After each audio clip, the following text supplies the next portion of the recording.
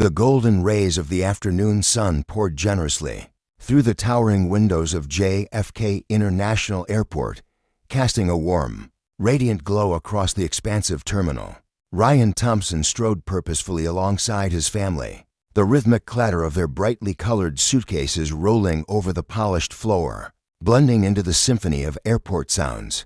His wife, Lisa, moved with a quiet vigilance, her sharp eyes darting between their two children, 11-year-old Sullivan, whose lanky frame seemed to vibrate with restless energy, and 8-year-old little Lisa, her dark curls bouncing wildly as she skipped ahead. The kids were still riding the high of their Caribbean adventure, their voices bubbling with stories of turquoise waves and sandy toes. Ryan, though, felt the gentle pull of duality within him. For 15 years, he'd carved out a formidable reputation at the FBI's New York office, rising through grit and determination to become a trusted agent. But here, in this moment, he was simply a dad dressed in a faded blue tee, khaki shorts, and his worn and running shoes relishing the last echoes of a family escape. His badge and credentials, symbols of his other life, rested quietly in his carry-on, nestled among sunscreen bottles and crumpled boarding passes. "Daddy, can we get ice cream?" Little Lisa's voice chirped up, bright and hopeful, as she danced beside him. Her braids to neat plaits Lisa had woven with care that morning in their Jamaican huddle suede. With each eager step, Ryan's heart softened at the sight of her wide, pleading eyes. He glanced down, a grin tugging at his lips, and tousled her hair with a gentle hand. "Let's grab our bags first, sweetheart," he said, his tone warm and steady, a promise tucked into his words. He flicked his wrist to check his watch to 45 p.m. glowed back at him. They'd landed right on schedule, despite a minor hiccup with the flight. Beside him, Lisa walked with a serene grace, her hand resting lightly on his arm. She looked radiant in her flowing summer dress, the Caribbean sun having kissed her skin with a golden hue over their 5-day retreat. "That was the break we all needed," she murmured, her voice a soft melody against the terminal's clamor. "The kids haven't stopped smiling since we got there." Ryan nodded, feeling the truth of her words settle into him. For once, the weight of his case files stacked high with names and crime had lifted, replaced by the simple joy of watching his family thrive. Ahead of them, Sullivan marched with a quiet pride, his new Jamaica t-shirt clinging to his broadening shoulders, his backpack stuffed to the brim with trinkets for his friends, a wooden carving. A handful of shells swung lightly as he moved. At 11, he was starting to mirror Ryan in ways that stirred a deep, unspoken pride in his father's chest, the same sharp jawline, the same steady gaze. "Mom, don't forget we need to print my photos for the school project," he called back, his voice cutting through the hum of the crowd. Lisa chuckled, brushing a strand of hair from her face. "We won't, Sully. I've got it all planned." Education was sacred in their home, a value woven into the fabric of their lives, and both kids shone brightly in their studious, a fact that filled Ryan with a quiet, steady satisfaction. The terminal buzzed around them, a hive of travelers weaving through its polished corridors. The air conditioning blasted a crisp, artificial chill, a jarring shift from the sultry warmth they'd left behind just hours ago in Jamaica. Overhead, muffled announcements crackled through the speakers, blending with the chatter of voices and the relentless rumble of suitcase wheels. Ryan inhaled deeply, noting how the frenetic energy here clashed with the island's laid-back rhythm. Back to reality, he thought, a flicker of resignation threading through him. Tomorrow, he'd step back into his office, back into the relentless grind of investigations and deadlines. But for now, he clung to this fleeting bubble of peace, savoring the sight of his family moving together through the chaos. Little Lisa, ever the storyteller, couldn't contain her excitement. "The dolphins were so close," she exclaimed, her hands flailing as she recounted their snorkeling trip to an elderly couple shuffling past. The pair beamed at her, their wrinkled faces softening at her infectious joy. "And they made these funny squeaky noises like this." She puffed out her cheeks and mimicked the sound, drawing a laugh from Ryan. Lisa, meanwhile, pulled their boarding passes from her purse, her fingers brushing over the creased paper as she double-checked their details. "Carousel 4, she announced with a decisive nod, pointing toward the signs looming ahead. The family veered left, merging into the steady stream of travelers funneling toward baggage claim. Sullivan tugged at Ryan's sleeve, his eyes alight with purpose. "Dad, I took pictures of all the fruits we tried, mangoes, papayas, even that weird one with the spiky skin. And I got this book about Caribbean history from the gift shop. My teacher's gonna freak out when she sees it." Ryan's chest swelled at his son's enthusiasm, a mirror to his own relentless curiosity. "That's smart thinking, buddy," he replied, clapping a hand on Sullivan's shoulder. "Maybe we can work on your presentation together this week and make it something really special." The boy grinned, his confidence blooming under his father's encouragement. As they neared the baggage claim, the crowd thickened, a sea of bodies pressing in around them. Ryan instinctively took charge, his broad frame carving a path through the throng. Lisa gripped little Lisa's hand tightly, her maternal instincts flaring in the chaos, while Sullivan stuck close to his father's side, his backpack bouncing with each step. In their matching Thompson Family Vacation 2024 t-shirts worn proudly, on their final day in Jamaica, they looked like any other sun-kissed clan, returning from a well-earned getaway. Fellow travelers cast occasional smiles their way, warmed by the sight of their unity. Everything felt routine, predictably a snapshot of ordinary bliss. Ryan stole a glance at the flight information board one last time, confirming their bags would indeed arrive at Carousel 4. All was as it should be, or so they thought. Unbeknownst to them, the fragile thread of their afternoon was about to unravel. Just beyond the bustle of the baggage claim area, 2 airport police officers lingered near a concrete pillar, their eyes scanning the crowd with practiced detachment. Officer James Miller, a weary man with 5 years on the beat, leaned toward his partner. Officer Steve Brooks, a stockier figure whose blue uniform stretched slightly across his shoulders. Both men had spent half a decade patrolling JFK, their days a blur of routine checks and quiet instincts. Today was no different, or so they'd thought. Miller's gaze snagged on the Thompsons, his jaw tightening as he nudged Brooks. "Got eyes on a suspicious group," he muttered into his radio, his voice low and clipped. "Family of 4, moving through Section B." His fingers tapped in impatient rhythm against the radio clip to his belt, his posture casual but coiled, like a spring waiting to snap. Brooks straightened, smoothing the front of his uniform as he squinted across the terminal. At a steady 30 feet, he began shadowing the family, his heavy boots silent against the clamor of the crowd. The officers moved with a predatory grace, blending into the sea of travelers like ghosts. Yet, beneath their scrutiny, there was no clear thread of suspicion or furtive glances from Ryan. No nervous fidgeting from Lisa, no telltale bulges in their luggage. The Thompsons were a portrait of normalcy, their laughter and chatter a stark contrast to the officers' growing unease. Still, Miller and Brooks had already cast their judgment, their instincts or perhaps their boredom clouding the air with an unspoken verdict. Lisa felt it first. 12 years in the classroom had honed her senses, sharpening her awareness of eyes lingering too long. A prickle danced up her spine as she caught the officers' distant stares, their silhouettes stark against the terminal's bright lights. Her fingers tightened around Ryan's arm, a subtle signal wrapped in silence. She didn't speak, didn't want to alarm the kids, but the shift in her grip sent a ripple through Ryan's calm. He followed her gaze, his own instincts flickering awake, though his face remained a mask of easy composure. Around them, the airport pulsed on, oblivious to the tension threading through their little circle. What began as a sunlit return from paradise was teetering on the edge of something darker, something neither Ryan nor his family could yet grasp.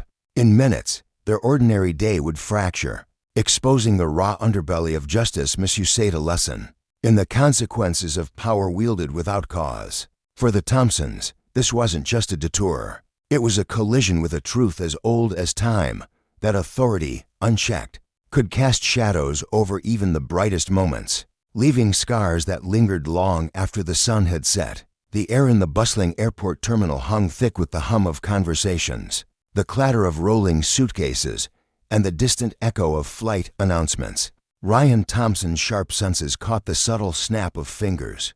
Behind him, a sound so faint it might have gone unnoticed by anyone else instantly. His gut twisted with a familiar instinct. Without even glancing back, he knew they were being watched, shadowed by unseen eyes. His years with the FBI had honed his awareness to a razor's edge, and now that training surged to the forefront of his mind.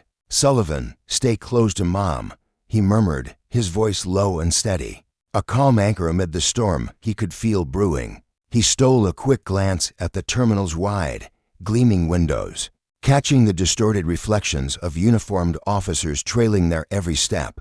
Their movements were too deliberate, their focus too intense for this to be routine. Beside him, little Lisa skipped along, her small hand swinging her mother's arm back and forth with carefree abandon. Her bright voice bubbled over the tension Ryan could feel tightening around them. "Mommy, do you think the dolphins miss me already? They were so funny at the aquarium." She was oblivious, her world still painted in the vivid colors of a family vacation, untouched by the shadows creeping closer. Her mother, Lisa, named the same as her daughter, a coincidence that always brought a smile to Ryan's face-kept pace beside him, her grip on the girl's hand tightening ever so slightly. She hummed a soft, lilting tune under her breath, a nervous habit Ryan had come to recognize over their years together. It was her way of holding herself together when the world felt unsteady. The family moved toward the baggage claim, the sprawling area buzzing with travelers dragging suitcases and calling out to one another. But amid the chaos, Ryan's trained ears picked up the crackle of a radio nearby. "Subjects approaching baggage claim," a voice muttered. "Officer Brooks," his tone clipped and professional, "requesting additional units for backup." The words sliced through the ambient noise, sharp and ominous, drawing the attention of other officers stationed around the terminal. Ryan's pulse remained even, a testament to his years of facing danger head-on. But his mind churned with possibilities. He knew this pattern all too well. Quiet buildup, the subtle encirclement. He'd witnessed it countless times in his career, orchestrating stings and takedowns. But now, the net was closing around his own family, and that realization sent a chill racing down his spine. Sullivan, his 10-year-old son, finally noticed the shift in the air. His wide, curious eyes darted toward the officers, their dark uniforms stark against the bright terminal lights. He edged closer to his father, his sneakers scuffing softly against the polished floor. "Dad," he whispered, his voice trembling just above the din. "Those police officers, they're following us." The boy's face, usually so full of quiet confidence, now flickered with unease, his brows knitting together as he tried to make sense of the scene unfolding around them. Ryan rested a reassuring hand on his son's shoulder, feeling the slight tremble beneath his touch. "I know, son," he replied, his tone as steady as ever, a bedrock of calm forged through years of high-stakes encounters. "Everything's going to be fine. Just stay calm and stick with Mom." But even as he spoke, he couldn't ignore the bitter irony twisting inside him. This wasn't some faceless suspect he was protecting. This was his flesh and blood, caught in a web he couldn't yet unravel. Lisa, the mother, kept her composure, though her humming grew faintly unsteady. She pulled Sullivan closer to her side, her free arm wrapping protectively around him as her other hand clutched little Lisa's. Her daughter's chatter had slowed, but the girl still piped up with innocent excitement. "Can we get our pink suitcase first? I packed my dolphin toy in there." Her voice was a bright thread in the tightening knot of tension, a reminder of the normalcy they'd left behind somewhere between the plane's landing and this moment. Lisa forced a smile, brushing a strand of hair from her daughter's forehead. "We'll get it soon, sweetheart," she said softly, though her eyes flicked toward Ryan, searching for answers he couldn't yet give. The baggage claim area stretched out before them, a cavernous space lined with gleaming metal carousels and clusters of weary travelers. The carousel they needed hadn't started moving yet, its stillness a stark contrast to the flurry of activity around it. Ryan's gaze swept the perimeter, noting the officers materializing one by one near the exit, their postures rigid and watchful, another pair lingering by the currency exchange booth, their casual stances belying the tactical precision of their positioning.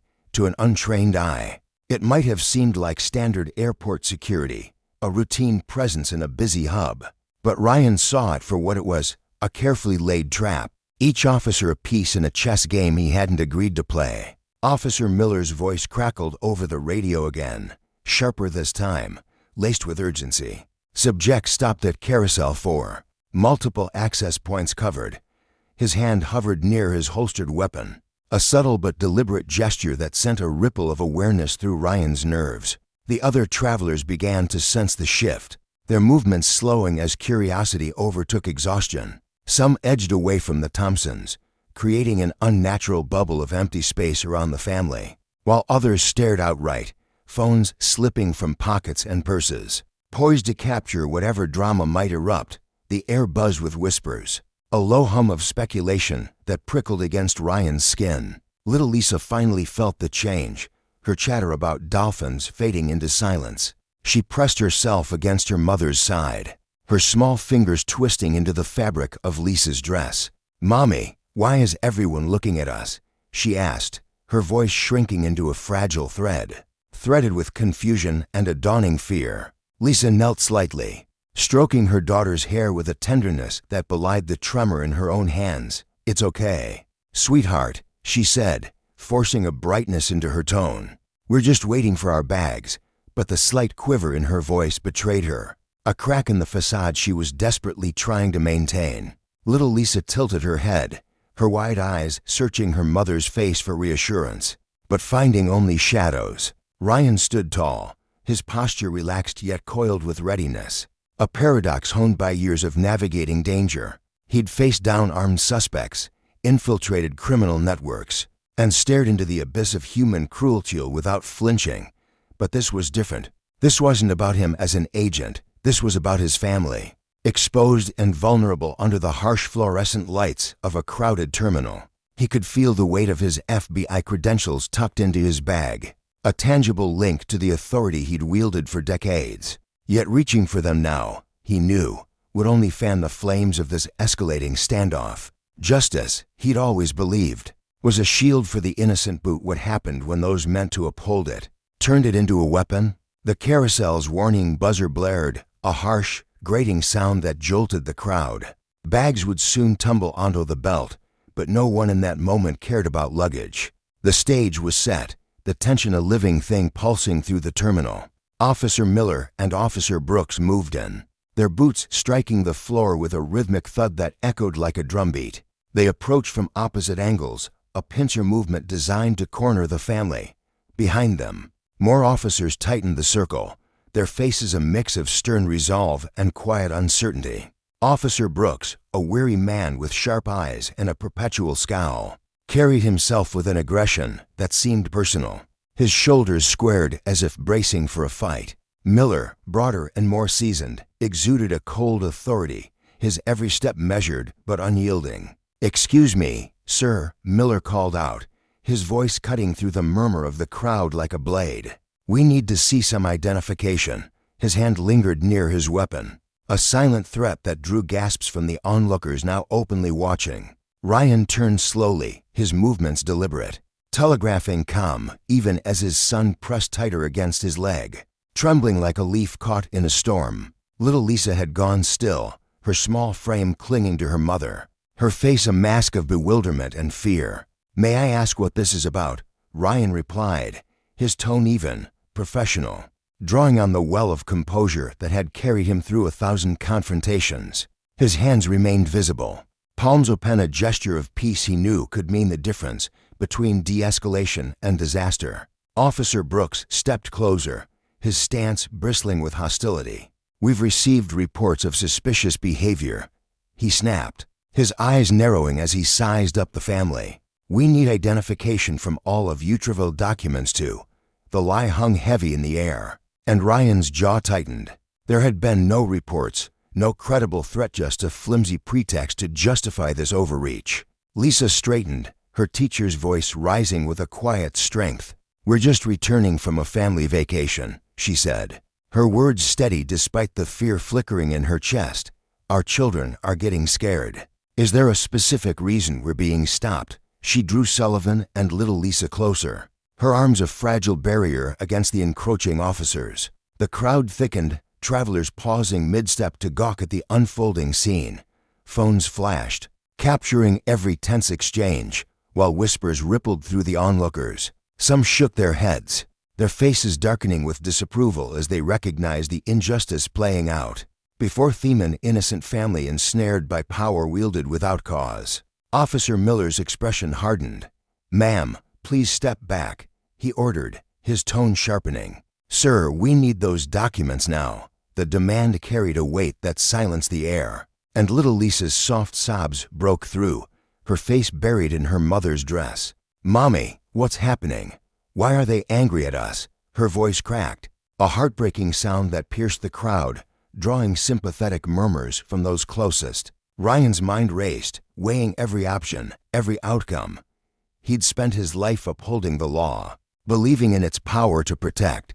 But now, standing in the crosshairs of that same system, he saw its flaws laid bare, how easily authority could twist into oppression, how swiftly justice could become a tool for control. The lesson burned deep. Power unchecked was a danger to all, and the consequences of its abuse rippled far beyond this moment, staining the lives it touched. As the officers closed in, the family stood united, their fear and resilience a quiet defiance against the storm. The carousel churned to life behind them, bags tumbling into view. But the true weight of this day lay not in what they'd packed, but in the battle they now fought to fight for dignity in the shadow of a system that had lost its way. The air in JFK International Airport's baggage claim area hung heavy with tension, thick enough to choke on, as the Thompson family stood at the center of an unfolding nightmare. Sullivan, only 11 years old but wise beyond his tender years, straightened his small frame beside his father, Ryan. His chest puffed out in a brave attempt to mirror his dad's resolve, but his wide, dark eyes betrayed him, glistening with unshed tears born of fury and shame.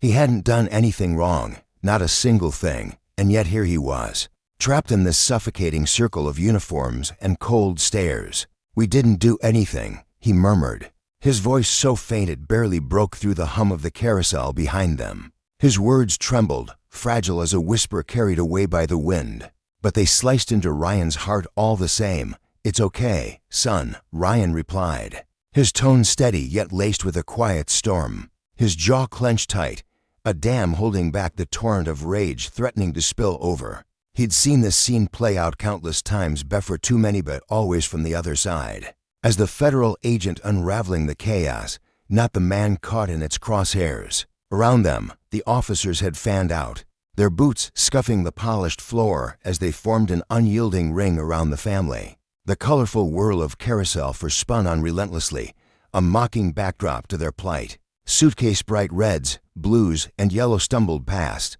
still bearing the tags of a vacation that now felt like a distant dream. Other travelers shuffled by, their shoulders hunched as they squeezed through the tightening perimeter, dragging their own bags with hurried steps. Some dared to glance over, their faces flickering with sympathy, their eyes whispering apologies they didn't voice. A few lingered, clutching their luggage straps, torn between fleeing the scene and bearing witness to the unfolding injustice. Officer Brooks stepped forward, his voice cutting through the murmurs like a blade. "Last warning," he barked, his hand shifting to rest more deliberately on the grip of his holstered weapon. The gesture wasn't subtle, it was a threat, plain and raw, and it sent a shiver racing down Lisa's spine. She stood just behind Ryan, her breath hitching as she fought to keep her composure. "Our children are 8 and 11 years old," she said, her voice quivering like a taut string about to snap. "Is this really necessary?" She wanted to sound firm, to hold her ground, but the tears pooling in her eyes betrayed her hit, stinging tears of frustration and helplessness that blurred the stern faces staring back at her. She blinked them away, refusing to let them fall just yet, but the weight of the moment pressed down harder with every passing second. From the growing crowd, a middle-aged woman pushed her way forward, her sunburned cheeks flushed with indignation. She wore a faded floral blouse and carried a straw hat, souvenirs of a trip now overshadowed by this spectacle.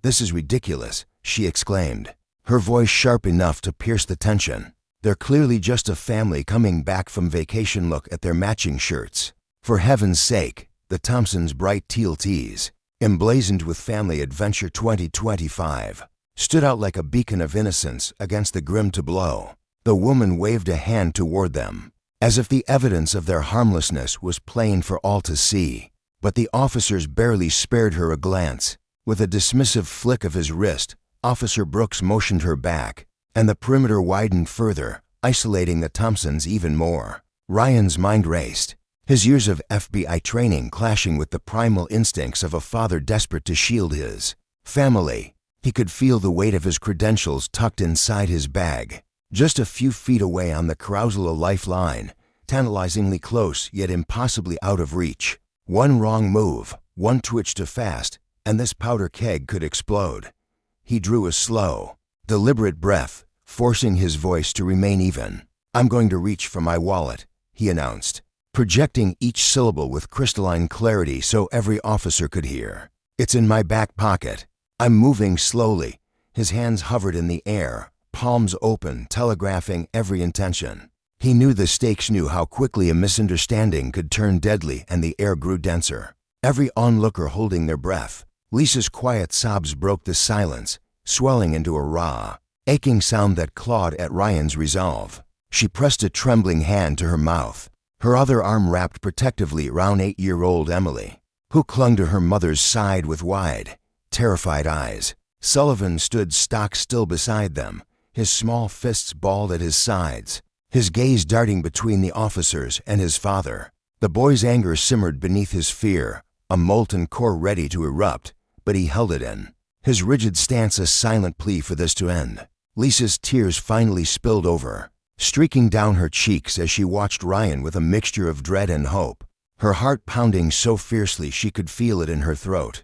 Officer Miller's radio crackled to life, the static slicing through the standoff like a jagged knife. "Subjects being uncooperative," he reported into the receiver, his tone clipped and accusing. Though Ryan had been the picture of compliance, the words twisted in the air, a lie that stoked the growing fire. The scene teetered on the edge of chaos, a fragile thread stretched to its breaking point, and every ONI officer's family, onlooker schooled, sensed the precipice looming. The next few moments would ripple far beyond this crowded terminal, igniting whispers and debates that would echo through homes and headlines alike. The crowd swelled, phones raised high, their tiny screens capturing every angle of the escalating drama. For more officers arrived, their heavy steps reverberating off the tiled floor, bringing the total to 8, a wall of authority encircling the Thompsons. Overhead, the airport's intercom droned on, its cheerful announcements about flight delays and lost luggage clashing absurdly with the gravity below. Ryan's hand inched toward his back pocket, his movements molasses slow, every muscle taut with precision. "I'm taking out my wallet now," he repeated, his voice a lifeline cast into the storm. But before his fingers could graze the leather, Officer Miller reacted, his shout shattering the fragile calm. "Hands where we can see them." His weapon slid halfway from its holster, the metal glinting under the harsh fluorescent lights. Gasps rippled through the crowd, a collective intake of breath as panic flared. "He's not doing anything wrong," someone yelled, their voice raw with outrage. Lisa's instincts surged, yanked Sullivan and Emily behind her, her arms flung wide like a shield. Her sobs broke free now, loud and unrestrained, her composure crumbling under the weight of her terror. Sullivan froze, his eyes locked on the gun, the barrel a dark abyss that swallowed his courage whole.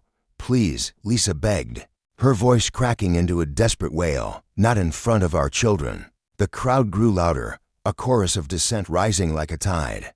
A businessman in a crisp suit stepped forward, his phone steady in his hand. "I'm streaming this live," he declared, his voice booming with authority. "Everything happening here is being broadcast." His tie was slightly askew, his briefcase abandoned at his feet, bent on his way to a meeting, but now he was a witness, a voice amplifying the Thompsons' plight.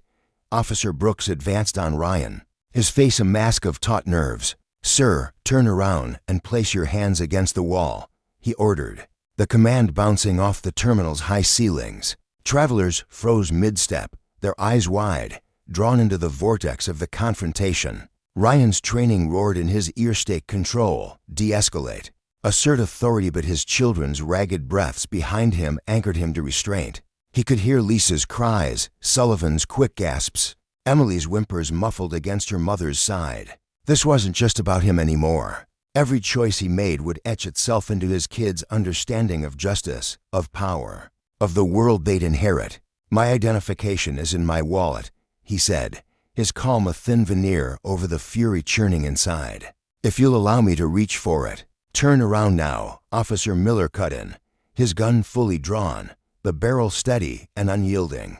The other officers mirrored him, weapons glinting in a semicircle of menace.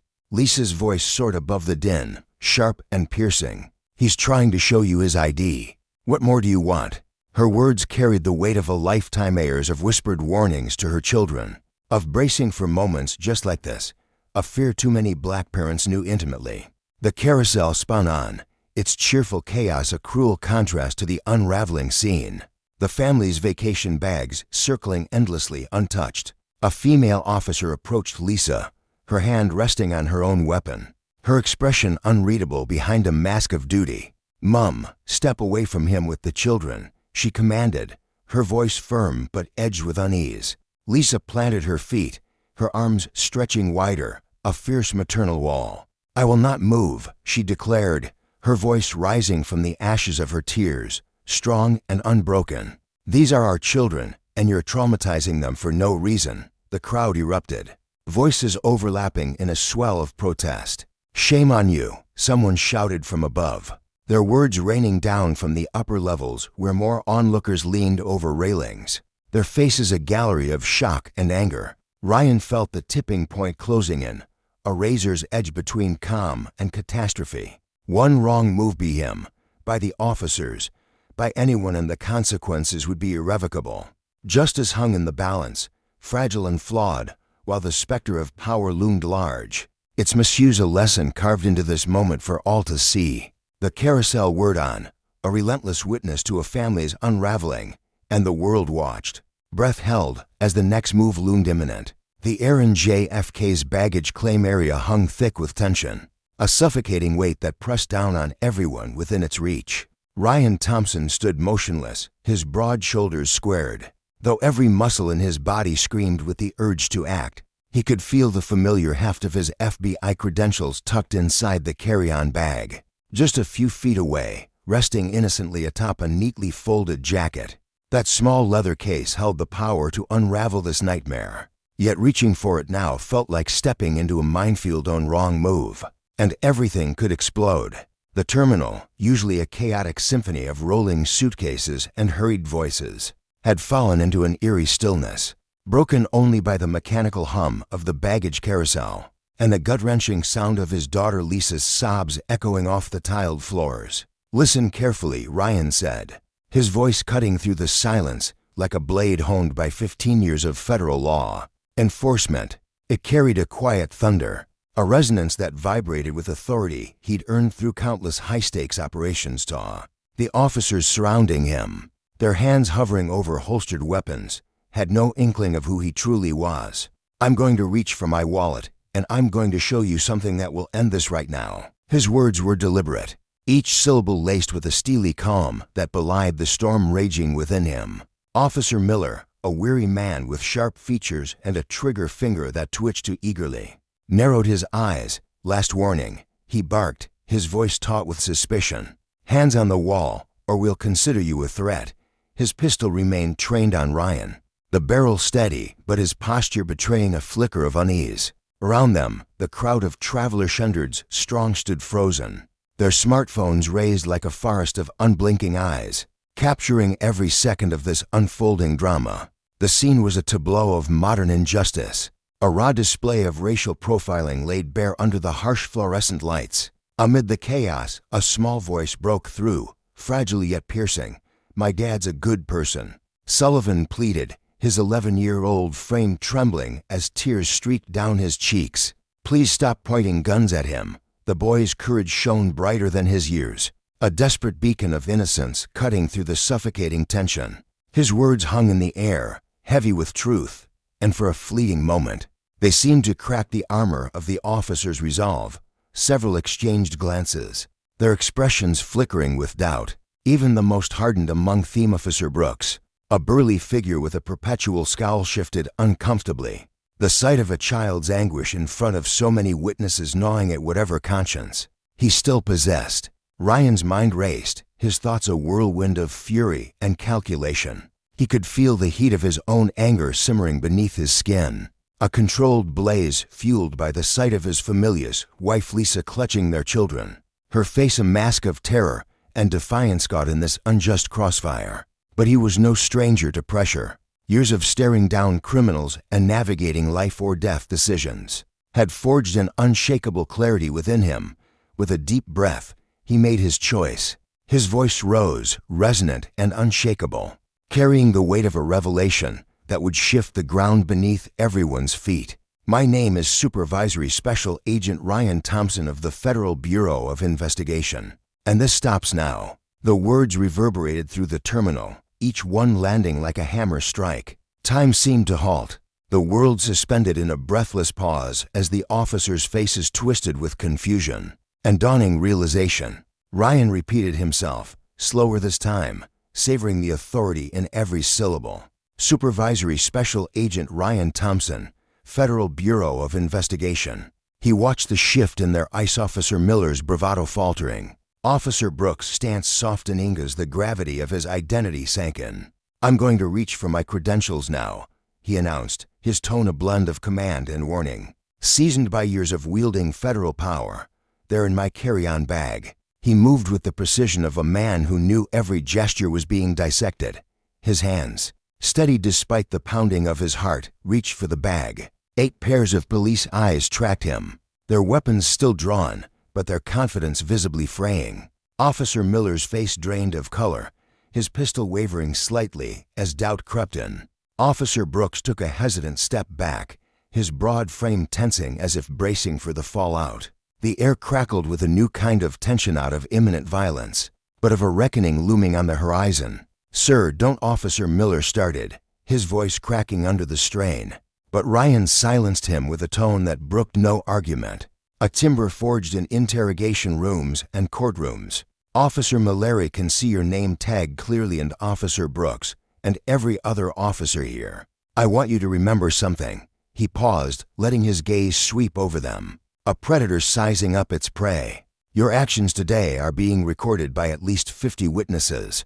His fingers unzipped the bag with deliberate care, though inside, his chest burned with a fury he barely contained. Rage at the injustice, at the fear etched into his children's faces, at the audacity of power abused so recklessly. The crowd held its breath as Ryan withdrew his FBI credentials, the gold badge catching the light like a flare. He held it aloft, ensuring every camera lens and every pair of eyes could see the proof of his authority. "Badge number 7726, FBI New York Field Office," he declared, his voice ringing out with a clarity that left no room for doubt. "Now, I suggest every officer here holster their weapons before this becomes a major incident for your departments."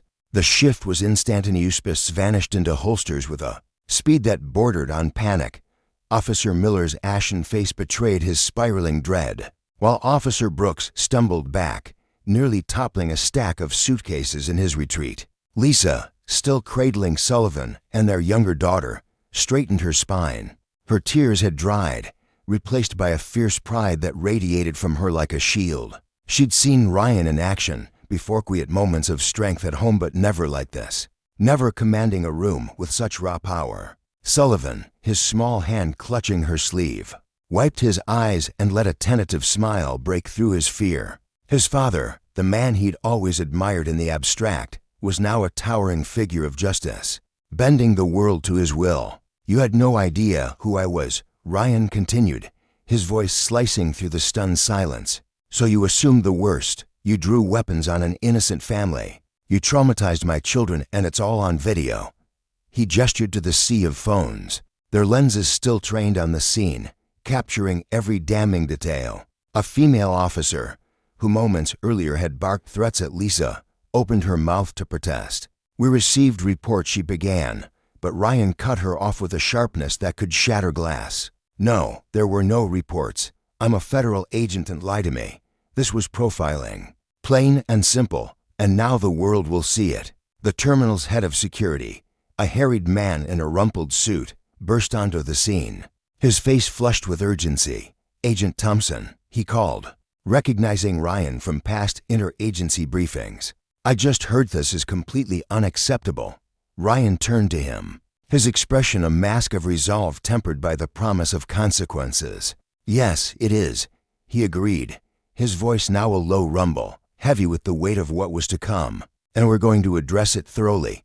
He faced the officers again, their once imposing presence reduced to a cluster of awkward figures, their bravado extinguished. "I want badge numbers and names," he demanded, his tone leaving no room for negotiation. In that moment, the lesson was clear. Justice, when wielded by those who understand its true meaning, could dismantle even the most entrenched abuses of power. The officers' actions, born of ignorance and prejudice, had ignited a firestorm they couldn't escapione that would burn through their careers and leave a lasting mark on the system they served. For Ryan, it was more than a victory. It was a reminder of why he carried that badge, and a vow to ensure such failures of justice would not go unanswered. The air at JFK Airport hung thick with tension as Ryan Thompson stood amidst a swarm of uniformed officers, his voice cutting through the chaos like a blade honed by resolve. "I want the names of every officer involved," he demanded, his tone unwavering, each syllable dripping with the weight of a man who had been pushed too far. "And I want the names of your supervising officers right now." His hand moved swiftly to his pocket, pulling out his phone with a purpose that radiated authority. As he began documenting each officer's information badge numbers, Ranksha's FBI badge gleamed on his chest, a silent testament to his credentials, a shield against the storm of injustice swirling around him. The officers shifted uncomfortably under his gaze, their earlier bravado faltering as they realized the gravity of the man standing before them. Nearby, Lisa, his young daughter, clung to the hem of his shirt, her small fingers trembling as they gripped the fabric. She had been silent for so long, her wide eyes darting between the towering figures in uniforms. But now she found her voice, fragile and worn from the day's relentless ordeal. "Daddy, can we go home now?" she whispered, her words barely audible over the hum of the bustling terminal.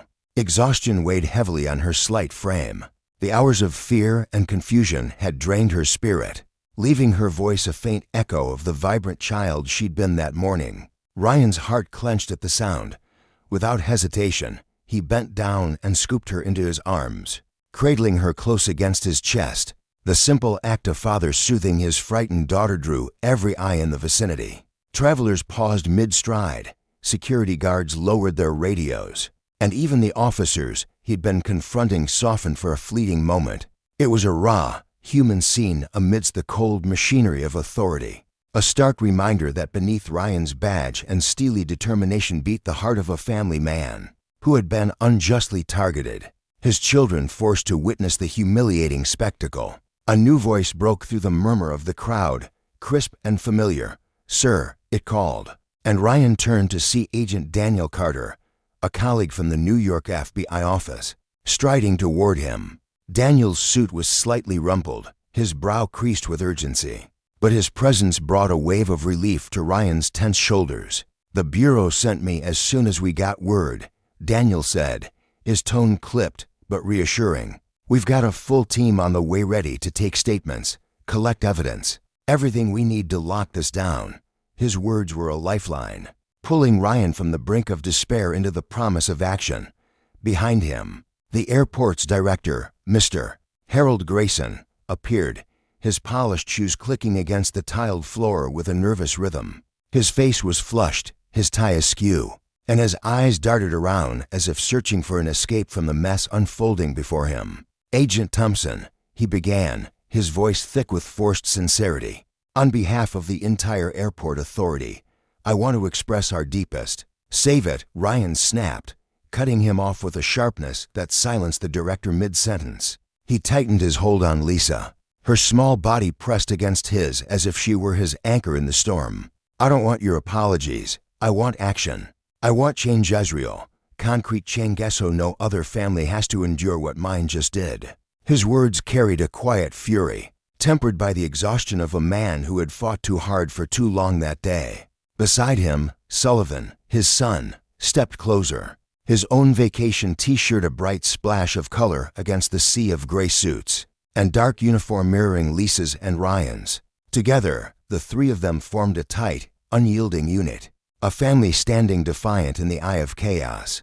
The contrast was striking. Their casual attire, meant for a carefree trip, now a symbol of their resilience against the cold machinery of power that had tried to break them. The director fidgeted, smoothing his tie as he tried to regain composure. "We've contacted your supervisor at the bureau," he continued, his voice steadier now. "They're expecting your report on Monday." Ryan's gaze shifted from his children to the man before him, his eyes narrowing with a resolve that seemed to pierce through the director's flimsy assurances. "Oh, trust me," he said, his voice low and deliberate, each word laced with a promise.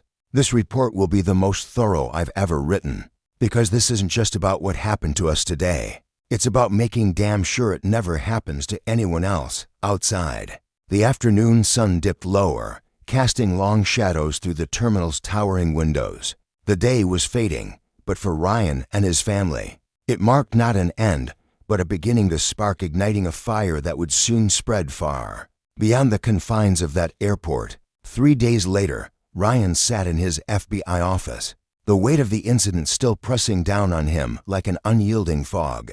His desk was a battlefield of paper-stacked reports, scribbled notes, and printed emails, each piece a fragment of the story he was piecing together. Video files flickered on his computer screen, security footage looping the moments of confrontation, while witness statements lay scattered like fallen leaves. His inbox overflowed with messages, some from colleagues offering support, others from strangers who'd seen the viral video snow boasting over 10 million views, across social media pouring out their own tales of profiling and abuse. The muted TV in the corner played a news broadcast, the grainy airport footage replaying endlessly.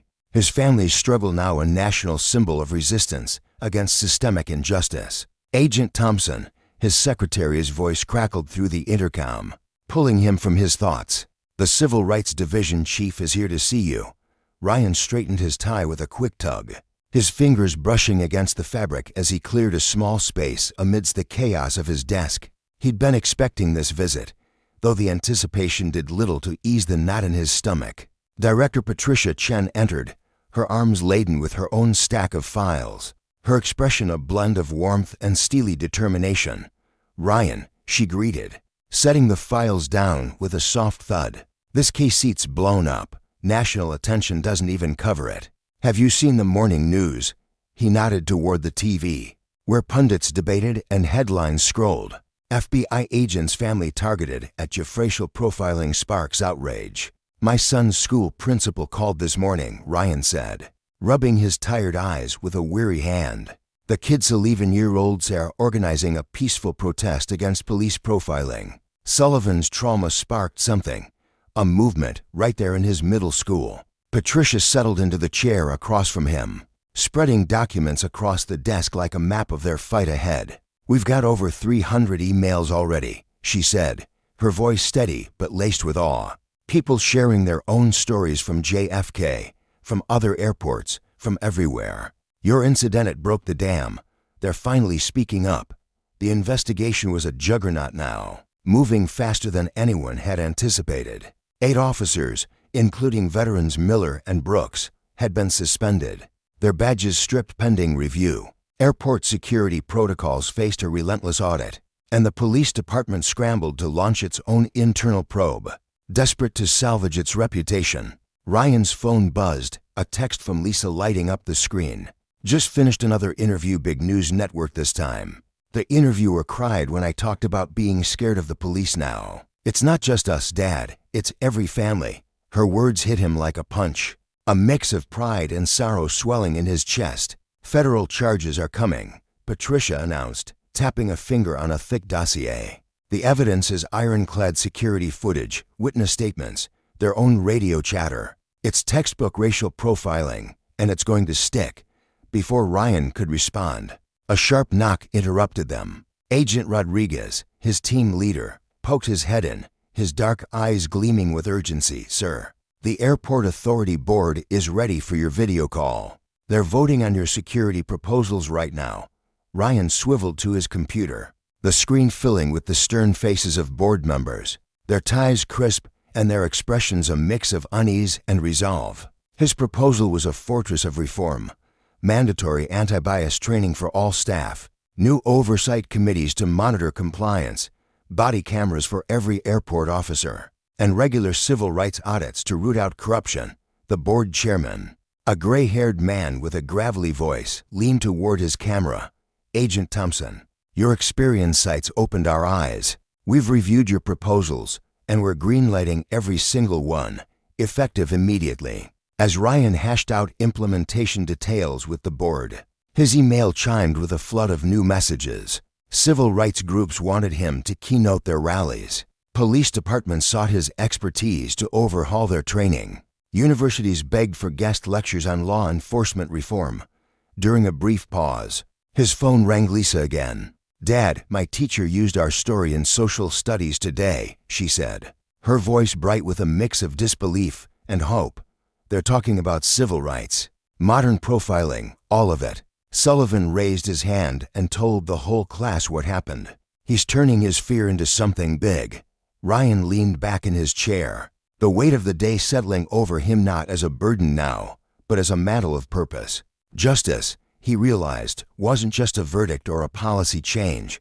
It was the ripple of consequence, the awakening of voices long silenced, and the abuse of power. It was a flame that, once exposed, could either destroy or purify, depending on who wielded it next. For Ryan, his family, and the countless others watching, this was only the beginning. Ryan Thompson stood at his office window, gazing out at the sprawling expanse of New York City as the sun dipped below the horizon, casting long shadows across the skyline. A quiet pride swelled in his chest, though it was tempered by a bone-deep exhaustion that clung to him like a second skin. The past 3 days had been a relentless storm of activity interviews that stretched late into the night, meetings stacked so tightly he barely had time to breathe, and investigations that demanded every ounce of his focus.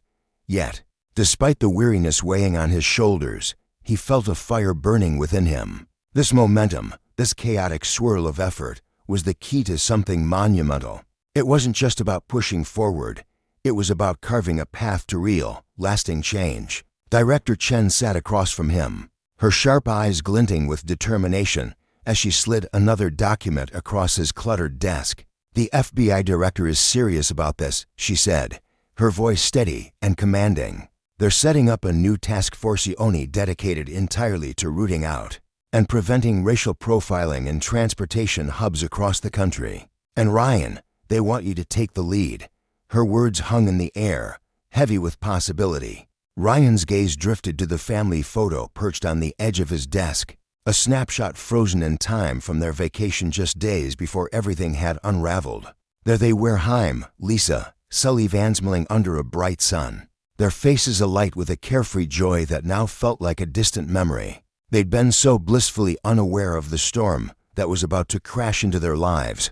But now, that moment of innocence had morphed into something greater, something that reached far beyond their little family. He leaned back in his chair, running a hand through his hair as he replayed a conversation from earlier that morning. "Lisa said something to me today that stuck with me," he told Chen, a faint smile tugging at his lips despite the weight in his heart. "She looked up at me with those big, curious eyes and asked, 'Daddy, did the bad thing at the airport happen so we could help other families?'" He paused, letting the innocence of her question sink in. "Even my 8-year-old gets it. She sees the purpose behind all this chaos we're wading through." The soft chime of his computer broke the moment, pulling his attention to the screen. Another batch of witness statements had landed in his inbox, more voices, more stories, each one echoing the same pain his family had endured. With every new account, his resolve hardened, steeling him for the fight ahead. These weren't just words on a page. They were fuel for the revolution he was determined to ignite. Ryan pushed himself to his feet, crossing the room to the window again, his voice rising with conviction. "We're not just filing charges here," he declared, his eyes tracing the city's silhouette as the last rays of sunlight bled into dusk. "This isn't about settling a score for what happened to us. It's about tearing down a broken system and building something better, something where every family can step into an airport without a knot of fear in their stomach." He could feel it now, the shift happening beneath his feet. What had started as a personal wound was blossoming into a catalyst, a spark that could light up the dark corners of injustice. Sometimes, he realized, it took one raw, jagged moment to jolt the world awacky, and he was ready to carry that torch, one deliberate step at a time. 6 months later, the air in JFK Airport's main conference room buzzed with anticipation. Ryan stood at a polished podium, his broad shoulders squared beneath the weight of a large banner that stretched across the wall. Behind him, its bold letters proclaimed, "New era in airport security, equality, dignity, and respect." The room was a sea of faces, journalists scribbling furiously in their notepads, airport officials in crisp suits, law enforcement officers shifting in their seats, and civil rights leaders leaning forward with quiet intensity. Ryan's voice cut through the hum, resonant and unwavering. The same strength he'd summoned that fateful day at the baggage claim now amplified for all to hear. "Today isn't just another press conference," he began, his hands gripping the podium's edges. "It's the start of something transformative. What happened to my family wasn't an isolated fluke, it was a symptom of a deeper rot. But the way we respond to it, that's what's going to rewrite the story." In the front row, Lisa sat with her children, Sullivan and little Lisa, all three dressed with a formality that mirrored the gravity of the occasion. Sullivan tugged at the tie that matched his father's, a miniature version of Ryan's resolve etched into his young face. Little Lisa clutched a small notebook, her fingers smudged with crayon as she doodled scenes from the past 6 months' planes, badges, and a family standing tall. They weren't the same people they'd been before the incident. The trauma had reshaped them, chiseling away their fragility and leaving behind a quiet, unyielding strength. They weren't just survivors anymore. They were warriors for a cause that had claimed their lives in ways they'd never imagined. Ryan's voice grew steadier as he continued. "In the last 6 months, over 2,000 people have come forward with their own stories of profiling that mirror ours, stretching across airports from coast to coast. Today, we're rolling out policies to stop this from happening again." The changes were no small feat. Every airport police officer now wore a body camera, a blinking eye of accountability strapped to their chests. Oversight committees had sprung up, filled not just with bureaucrats, but with everyday people, mothers, teachers, immigrants whose voices carried the weight of lived experience. Training programs had been torn apart and rebuilt from the ground up, with Ryan's story woven into the fabric of every lesson, a stark reminder of what was at stake. The crowd murmured in approval as he detailed each reform, their nods a silent promise that this wasn't just talk, it was action. In the back of the room, Officers Miller and Brooks sat side by side, their uniforms crisp but their expressions heavy with something unspoken. Once the instigators of the Thompson family's nightmare, they now occupied a strange new space in this unfolding drama. They'd volunteered for the training sessions, standing before rows of their peers to recount their mistakes not with defiance, but with a raw, halting honesty that left even the toughest recruits silent. Miller's hands fidgeted in his lap, his broad shoulders hunched as if carrying the memory of that day like a physical burden. Brooks, leaner and quieter, kept his eyes fixed on Ryan, a flicker of gratitude in his gaze. They weren't villains anymore. They were cautionary tales, living proof that even those who'd wielded power carelessly could choose to mend what they'd broken. Ryan's tone softened as he gestured toward Sullivan. "My son asked me something yesterday that stopped me cold." He looked at me over his cereal bowl and said, "Dad, was it worth it? Everything we went through, was it worth it?" A hush fell over the room, every eye on him. I told him that change doesn't come cheap. It costs us something, our comfort, our peace, sometimes even our innocence. But it's what we do with that cost that matters. It's how we turn pain into purpose. Behind him, screens flickered to life, displaying numbers that told a story of their own. Complaints of racial profiling at JFK had plummeted by 60% in just 3 months. Other airports were following suit, adopting what they dubbed the Thompson Protocol, a blueprint born from one family's fight. Then, a small hand shot up from the front row. Little Lisa stood, her voice cutting through the stillness with a clarity that belied her age. "Daddy," she called, her tone as bright as it was earnest, "are the police officers our friends now?" The question landed like a pebble in a pond, rippling through the room. Ryan's lips curved into a gentle smile as he met her gaze. his heart swelling with a mix of pride and tenderness. He took a breath, choosing his words with care. "We're working together now, sweetheart," he said, his voice carrying to every corner. "That's what counts." The room softened, law enforcement officers exchanging glances with activists, a fragile bridge forming in the wake of her innocence. Lisa rose next, stepping forward with a poise that belied her years as a mother thrust into the spotlight. She joined Ryan at the podium, her voice steady as she unveiled her own contribution, a school program she'd crafted to teach children about civil rights and how to interact with law enforcement. "Our kids shouldn't grow up scared," she said, her eyes sweeping the crowd. "They should grow up knowing their rights, their power, their worth." Sullivan followed, his tie slightly askew as he spoke of the peaceful protest he'd led at school, a spark that had caught fire, spreading to classrooms across the city and beyond, igniting a youth movement that echoed his father's mission. Ryan took the reins again, his slides painting a vivid picture of reform, from the way officers were recruited to the way complaints were handled, from staff training to community outreach. The FBI director, a stern figure with graying temples, stepped forward then, his presence lending weight to the moment. Agent Thompson took a single act of injustice and turned it into a tidal wave of progress. He said, his deep voice rumbling through the room, "His task force has already reshaped 30 major airports nationwide." The crowd stirred, a ripple of awe passing through them. Then Officer Miller stood, his face etched with lines of regret and resolve. "I need to say something," he began, his voice rough but firm. Ryan nodded, giving him the floor. 6 months ago, I was part of what went wrong. I abused my authority, and I hurt people like the Thompsons. Today, I'm trying to be part of what's right." His words hung there, raw and unguarded, a confession that stripped away the armor of his badge. Brooks shifted beside him, his own silence a quiet echo of agreement. They weren't just officers anymore, they were men wrestling with their past, stepping into a future they hadn't expected. As the presentation drew to a close, little Lisa bounded up to the podium, slipping her hand into her father's. She'd done this before, her small figure a constant at his side through countless meetings and speeches. Ryan looked down at her, then out at the room, his voice steady with a truth he'd come to know deep in his bones. "Justice isn't just about punishment," he said. "It's about what we build in its place. It's about making sure power lifts us up, not tears us down. That's the lesson here, and it's one we'll keep teaching, one step at a time." The room erupted in applause, but Ryan's eyes stayed on his family, the city skyline glowing beyond the glass.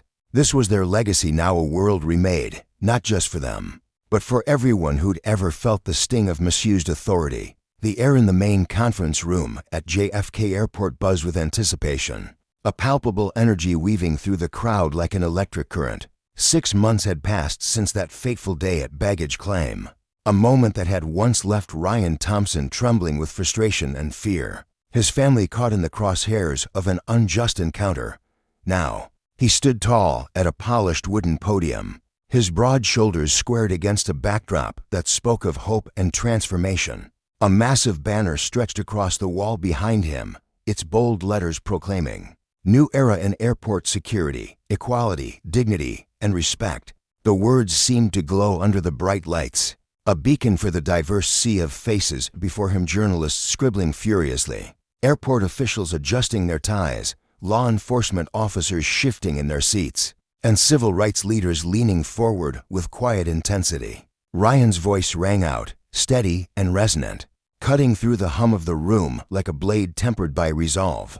"Today marks the dawn of something monumental," he declared, his tone carrying the same unyielding strength that had steadied him during that humiliating confrontation months ago. "What happened to my family wasn't an isolated incident, it was a crack in a system that too many have felt shatter beneath them. But what we do about it, that's where the real story begins." His dark eyes swept the room, locking briefly with those of his wife, Lisa, seated in the front row. She sat with their children, Sullivan and little Lisa, all three dressed in crisp, formal attire that spoke of the gravity of this moment. Sullivan's tie mirrored his father's deep navy blue that seemed to tie their spirits together, while Lisa clutched a small notebook, her tiny fingers smudged with colored pencil marks from the sketches. she'd been creating of this very scene. They weren't the same family they'd been 6 months ago. The weight of their ordeal had forged them into something stronger, their once fragile confidence now a blazing fire of purpose. In the months since that day, Ryan had become a man possessed, driven by a relentless need to turn their pain into progress. Over the past 6 months, he continued, his voice swelling with a mix of pride and urgency. More than 2,000 people have stepped forward, their voices echoing our stories of profiling, of fear, of indignity at airports from coast to coast. Today, we're not just patching up the cracks, we're building something new. The reforms he unveiled were nothing short of revolutionary. Every airport police officer now wore a body camera, the small devices glinting like badges of accountability. Oversight committees had sprung up, populated not just by officials, but by everyday people, mothers, teachers, immigrants whose lives reflected the communities they served. And training programs had been torn down and rebuilt from the ground up, with Ryan's story etched into their core like a warning carved in stone.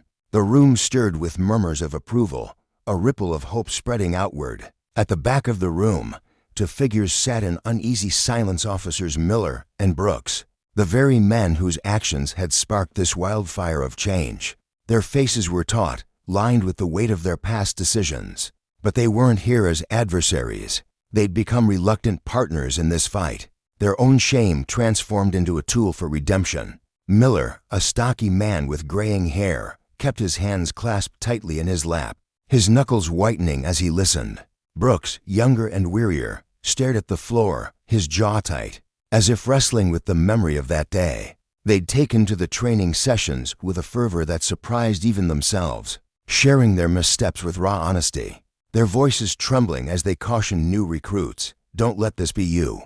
Their presence here was a testament to the messy, human side of justice, and not a clean victory, but a hard-won shift toward something better. Ryan's gaze softened as he gestured toward his son. "Yesterday, Sullivan asked me if all this sleepless nights, the endless meetings, the weight of it all was worth it." Sullivan, perched beside his mother, straightened up, his 11-year-old frame radiating a quiet pride. "I told him that change doesn't come cheap. It's a toll we pay with our tears, our time, our courage. But it's what we do with the struggle that shapes who we are."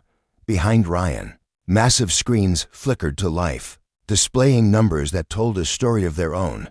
Complaints of racial profiling at JFK had plummeted by 60% in just 3 months. Airports nationwide were scrambling to adopt what was now called the Thompson Protocol, a blueprint born from one family's defiance. The data wasn't just cold statistics, it was a heartbeat, proof that their fight was breathing life into a system too long stagnant. Then, a small hand shot up from the front row, cutting through the weight of the moment like a ray of sunlight.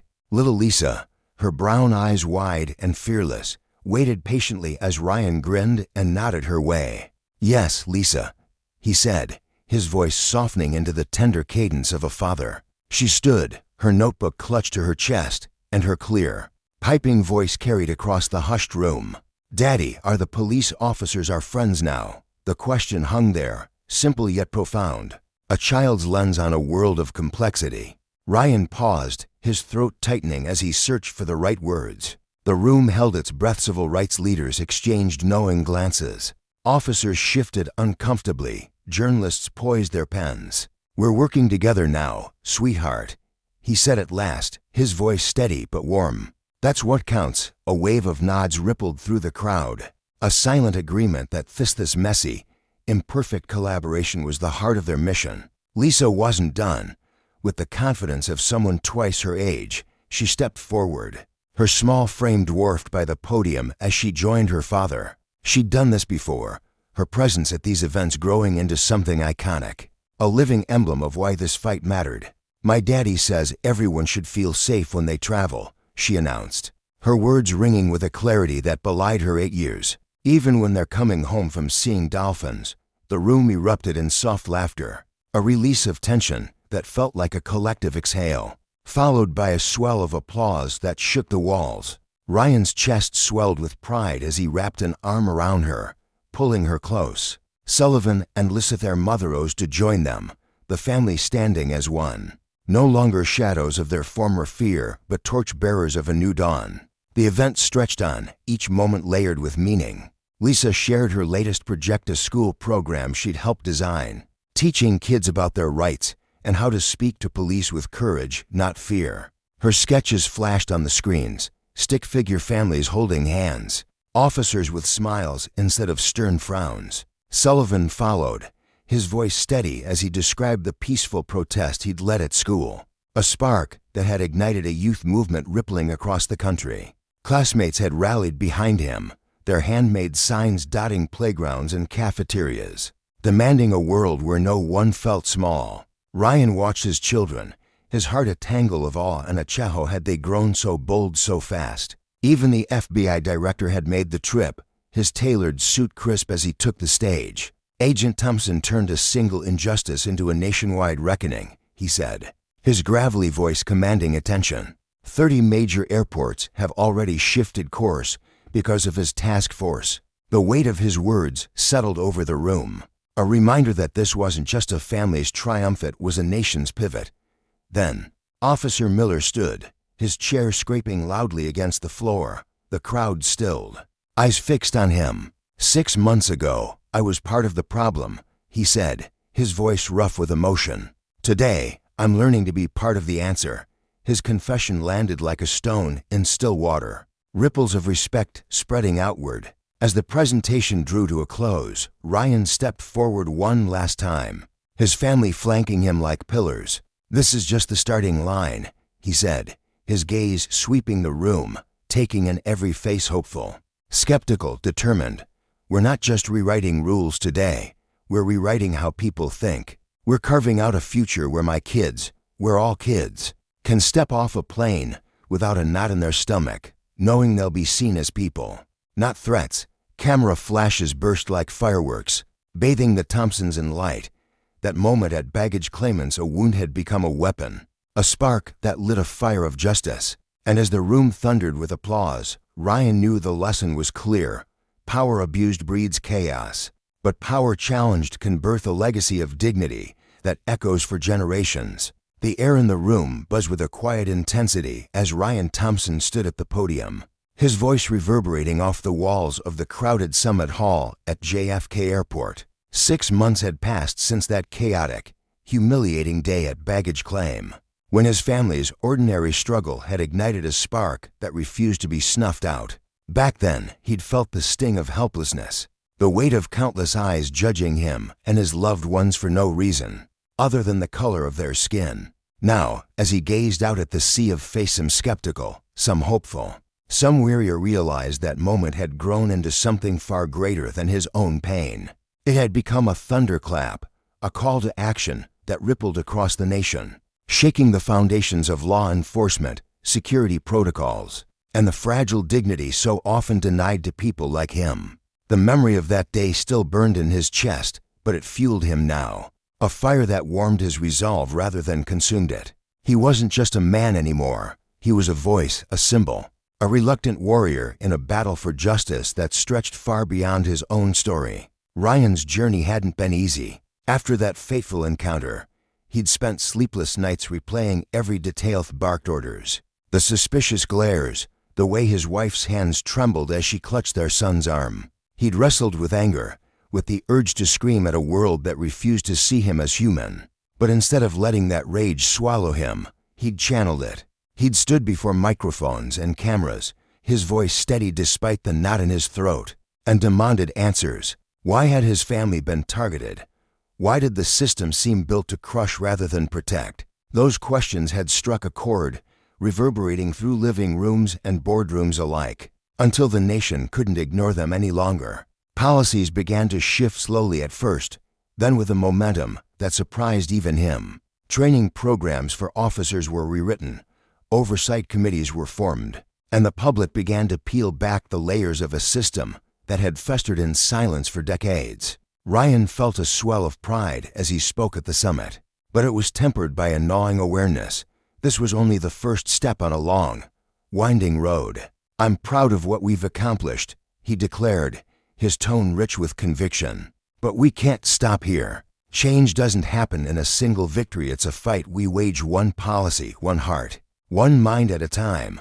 The crowd erupted in applause, and as their cheers washed over him, Ryan's eyes shimmered with determination. He wasn't done. Not yet. Meanwhile, in a bustling suburban parking lot miles away, another story was unfolding that would echo Ryan's in ways neither man could yet imagine. The late afternoon sun cast long shadows across the asphalt, glinting off the hoods of parked cars and the rattling wheels of a grocery cart, pushed by a harried mother. Children's laughter floated on the breeze, mingling with the hum of idle chatter as neighbors exchanged pleasantries near the store entrance. Amid this slice of everyday life stood Elijah Carter, a towering figure in his crisp Army service uniform, the fabric hugging his broad shoulders as if tailored to his very soul. His chest gleamed with medals, each one a testament to years of sacrifice, courage, and an unshakable devotion to a country that didn't always return the favor. Elijah's dark eyes scanned the shelves through the store's glass doors, his mind ticking through a mental list of supplies he needed before heading home. He wasn't here to draw attention. He was just a man on an errand. But attention found him anyway. From the edge of the lot, a police cruiser rolled in, its engine purring like a predator sizing up its prey. The lights stayed dark, but the tension radiating from the vehicle was unmistakable. Officer Daniels stepped out, his boots hitting the pavement with a deliberate thud. He was a weary man, all sharp angles and restless energy, with steely blue eyes that seemed to cut through whatever they landed on. In this small town, Daniels was a known quantity cop who wielded his badge like a club, quick to judge and quicker to act. Those eyes locked onto Elijah instantly, narrowing with a flicker of disdain, as if the sight of a black man in uniform was an affront to some unspoken order. Daniels muttered something under his breath, his lips curling into a sneer as he adjusted the grip on his baton to use it. Not yet. But to make sure Elijah saw it. The message was clear. I'm in charge here. Hey, you. Daniel's voice sliced through the parking lot, loud enough to snap heads around. Shoppers paused mid-step, their conversations trailing off as they turned to watch. Elijah pivoted slowly, his movements precise, a product of years of military discipline. His face remained calm, almost serene, though a faint flicker of weariness danced in his eyes. He'd been here before too many times to count. Excuse me, he replied, his tone smooth and measured, like a river carving its path through stone. Daniels smirked, sauntering closer, his posture loose but predatory. What are you doing out here dressed like that? He barked, his words dripping with mockery. Halloween was months ago. Stolen valor's a crime, you know.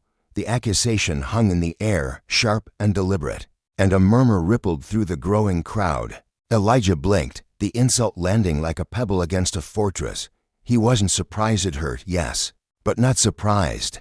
Prejudice was an old companion, one he'd learned to face with a steady heart and a sharper mind. The onlookers shifted, some craning their necks for a better view, others clutching their bags a little tighter. A teenage girl near the store entrance whispered to her friend, her brow furrowing as she took in Elijah's uniform. An older man with a weathered face and a baseball cap shook his head, his lips tightening in quiet disapproval. Daniels, sensing his audience, pressed harder. Let's see some ID, he demanded, stepping into Elijah's space, close enough that the faint scent of coffee on his breath brushed Elijah's face. Before I call this in. Elijah didn't flinch, though his chest tightened with a familiar ache. He reached into his pocket with deliberate slowness, aware of the dozens of eyes tracking his every move, some worried, some curious, a few gleaming with the thrill of drama. His fingers closed around his military ID, and he handed it over without a word, his expression unreadable. Daniels snatched the card, flipping it over with a flick of his wrist, his smirk twisting as he scanned the details. Elijah Carter, Sergeant First Class, he read aloud, his voice laced with skepticism. This real? Elijah's gaze didn't waver, his posture as solid as the oak trees lining the lot.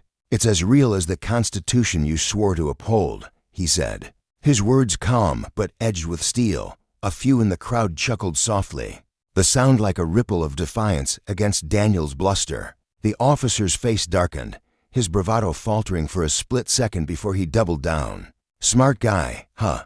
he muttered, leaning in closer, his hand drifting to his holstered gun, not drawing it, but resting there, a silent threat. "You don't look like a sergeant to me. You sure you didn't print this at home? Got a printer in that bag of yours?" Elijah's jaw tightened, a faint pulse of anger flickering beneath his calm exterior. He glanced at the duffel bag slung over his shoulder, its worn canvas catching the golden light of the fading sun. "That bag," he said, his voice steady as granite, "has supplies for the veterans' shelter downtown. I volunteer there every week after my shifts at the base." Daniels arched an eyebrow, his expression a mix of disbelief and mockery. "Veterans' shelter, huh? Convenient." He turned his head slightly, addressing the crowd without breaking eye contact with Elijah. "What do you all think? Should we check the bag, just in case?" The onlookers stirred, unease threading through them like a cold wind. The teenage girl bit her lip, her friend nudging her with a whispered comment. The older man in the cap crossed his arms, his gaze hardening as he stared at Daniels. "Search the bag," Daniels ordered, his voice rising, daring anyone to challenge him. "Unless you've got something to hide, Sergeant Carter." The title dripped with sarcasm. But Elijah refused to rise to the bait. Instead, he lowered the bag to the ground with a gentle thud, stepping back and raising his hands slightly in surrender, but in patience.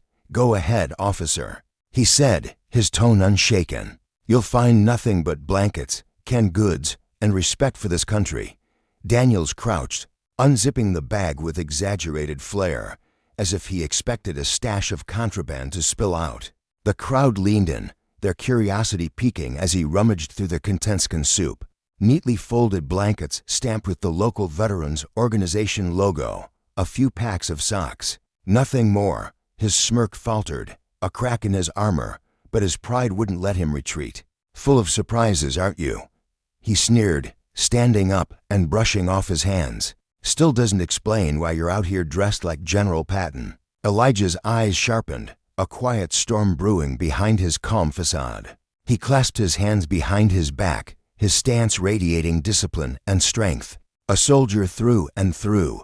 He could feel the crowd's energy shifting, their murmurs growing louder, their judgment pressing down on Daniels like a weight he couldn't shake. The officer's bravado was crumbling, his shoulders hunching slightly under the scrutiny.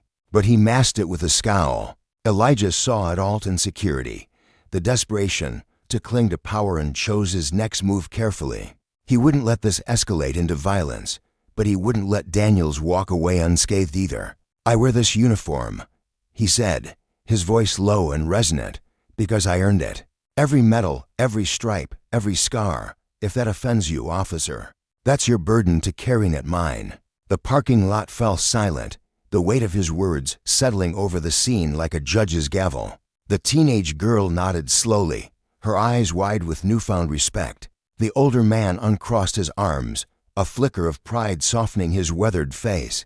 Daniels shifted, his confidence eroding, his hand falling away from his holster. He'd overplayed his hand, and he knew it. The crowd's gaze burned into him, a mirror reflecting the consequences of his abuse of power. Elijah stood tall, unbroken, a living lesson in dignity and resilience. And in that moment, the seeds of change, like those Ryan Thompson had planted, began to take root, whispering a truth as old as justice itself. Those who wield authority without accountability will one day face its reckoning. The air buzzed with tension as a voice pierced through the restless hum of the gathered crowd. An elderly woman, her silver hair catching the sunlight, shuffled forward, her frail frame trembling with a mixture of excitement and pride. Her weathered face broke into a wide, toothless grin as she locked eyes with the man in uniform standing at the center of the commotion. "Sergeant Carter," she called out, her voice quivering but strong with recognition. "My husband never stops talking about you. You're the one from the shelter, aren't you? The one who helped him find a job after he came back from overseas, broken and lost." Her words carried a warmth that seemed to wrap around Elijah Carter like a familiar blanket. He turned to her, his broad shoulders softening as he offered a gentle smile and a modest nod. "Just doing what I can, ma'am," he replied, his voice low and steady, the kind of tone that didn't demand attention but earned it effortlessly. Her presence rippled through the onlookers like a spark igniting dry grass. Heads turned, whispers grew, and a young man in a faded hoodie yanked his phone from his pocket, his fingers trembling slightly as he aimed the camera. The lens zeroed in on Officer Daniels, whose crisp uniform now seemed to sag under the weight of scrutiny. The crowd's murmurs sharpened into pointed remarks. "He's a vet," someone muttered, loud enough for others to hear. "And this cop's giving him trouble for no reason." The words stung the air, and Daniels felt them like a slap. His jaw clenched tight, the muscle twitching as his hand hovered near his radio. For a fleeting moment, he considered barking a call for backup, hoping the arrival of more badges might shore up his crumbling authority. But before he could act, Elijah took a single, deliberate step forward. He didn't raise his voice or fling his arms in dramatic flair. He didn't need to. His presence alone, a tall, weathered figure in a uniform adorned with gleaming metals, commanded the space. "Officer," Elijah began, his tone as calm as a still lake but edged with an unshakable firmness. "Do you know what these medals mean?" He gestured to his chest, where rows of polished decorations caught the midday sun, flashing like tiny beacons of honor.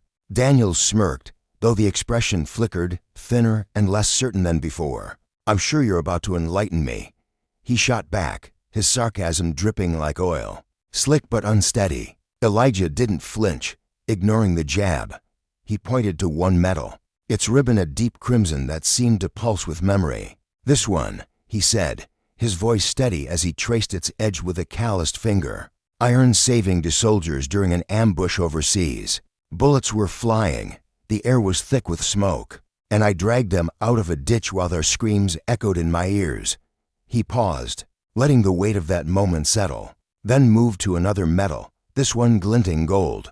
"And this," he continued, "was for leading my unit through a mission so perilous. It stayed buried in classified files for years. Every step was a gamble with death, every decision a burden I'll carry forever." His words weren't loud, but they landed with the force of a hammer, each one chiseling away at the officer's bravado.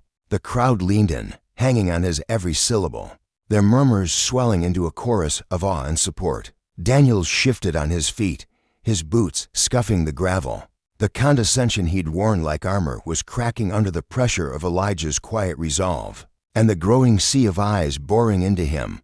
But Elijah wasn't done. He straightened, his gaze unwavering as he spoke again, his voice a steady drumbeat. "Standing here, in this uniform I earned through blood, sweat, and tears, years of sleepless nights and scars, I'll never show him treated like some common criminal.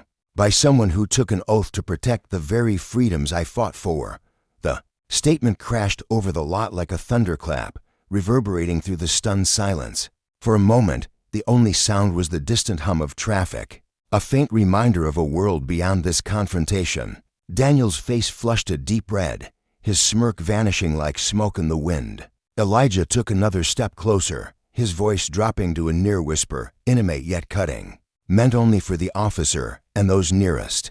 "You think I don't belong in this uniform?"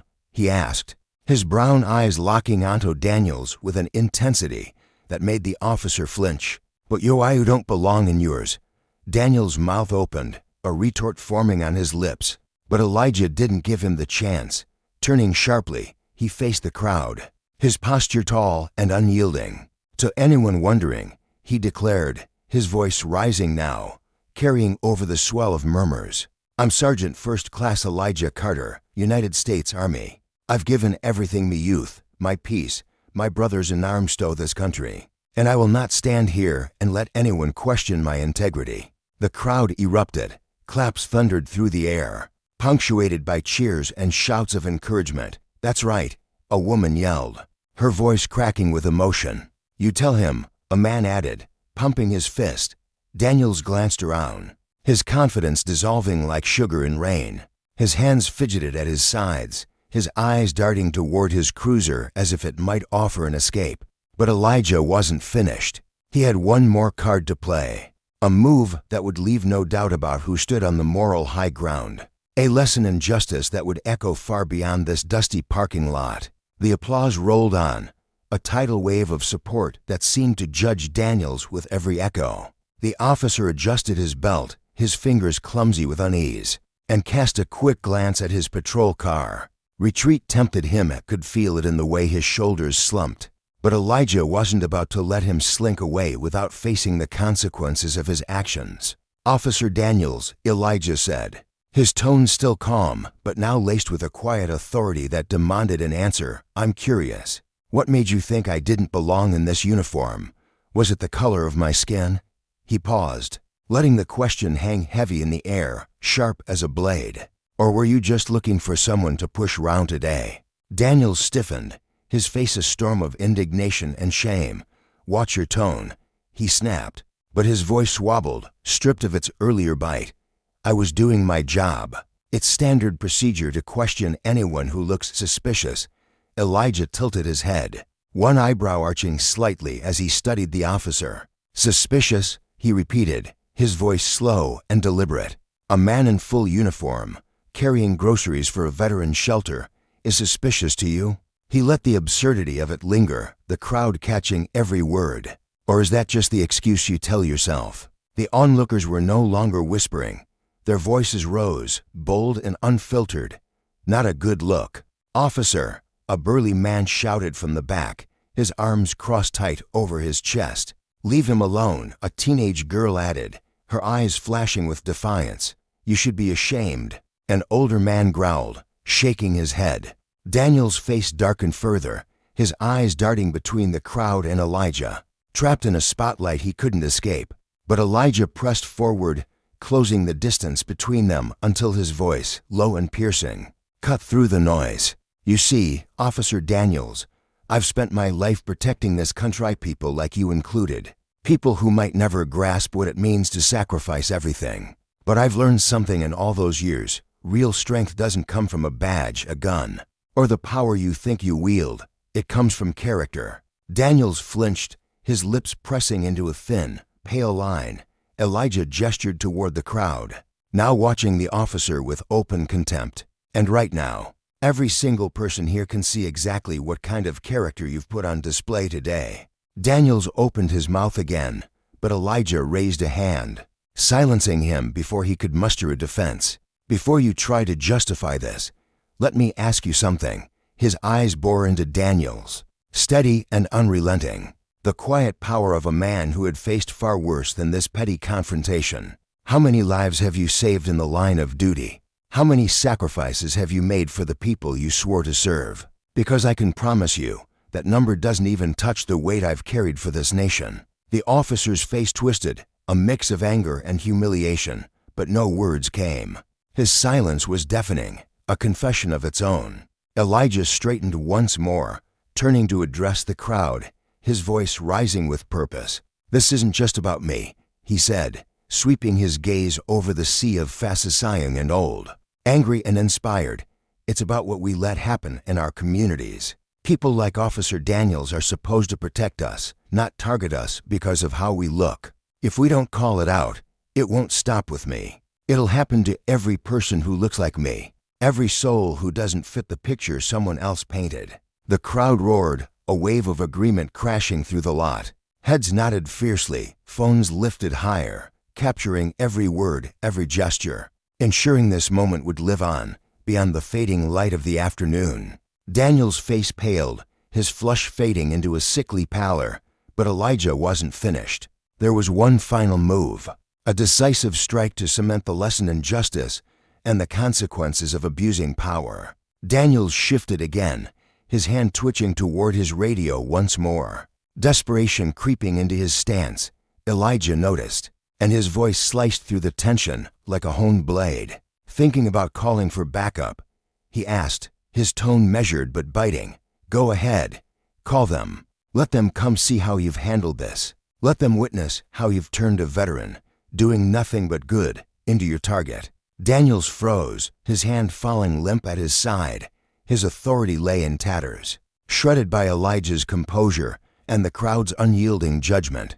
But Elijah turned away from him, raising his voice to the people once more.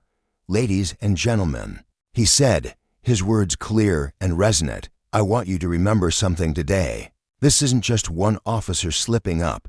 It's a system that lets this kind of behavior slide, unchecked and unchallenged. But here's the good news." He paused, letting the moment stretch. the air thick with anticipation. "We don't have to accept it." The crowd's voices surged, a chorus of defiance and hope.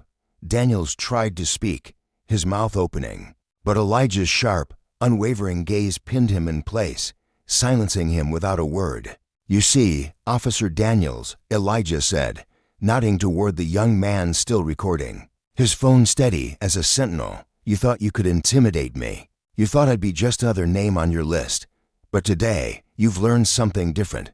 Power without principle is hollow, and justice serial justice comes when people stand up and demand it." The lesson hung in the air, heavy and undeniable, a testament to the strength of one man's character and the consequences of another's failure.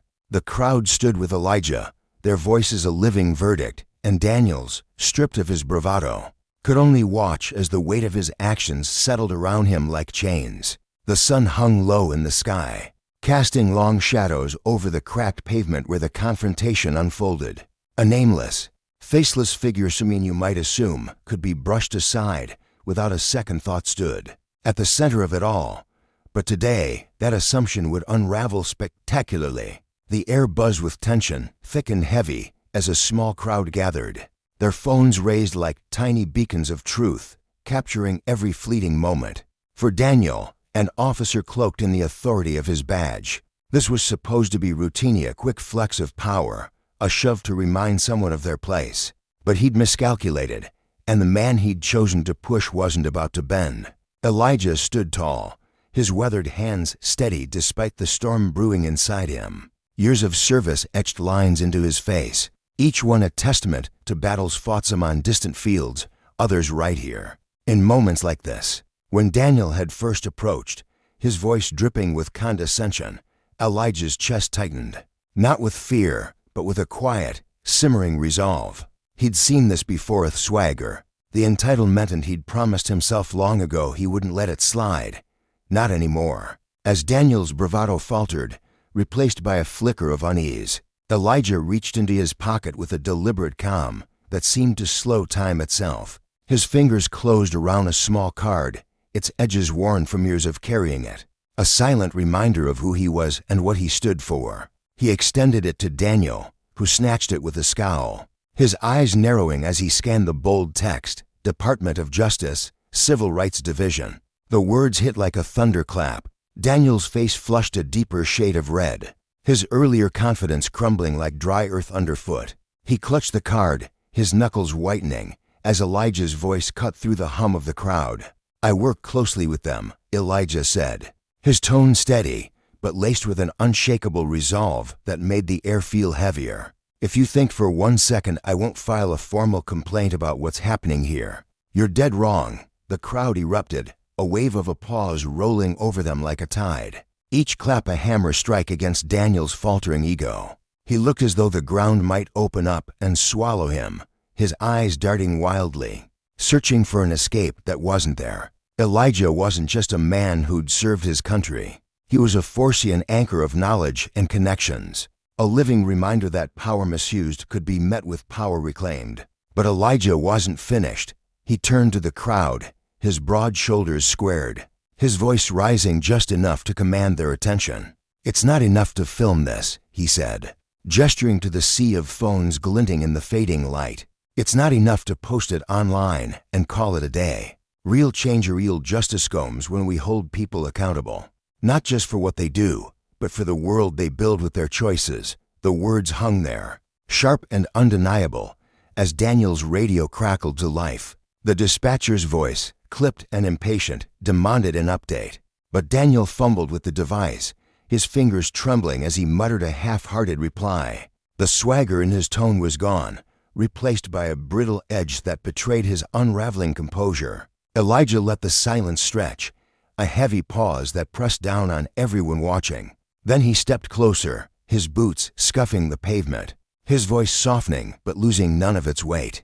"Officer, this is your moment," he said, his eyes locking onto Daniel's right now. "You can choose to look at yourself, to learn something, to rise above this. Or you can keep stumbling down this road of fear and bias, and trust me, it's a road that ends badly." Daniel's gaze flicked to the crowd, then back to Elijah, his lips pressing into a thin, Stubborn line.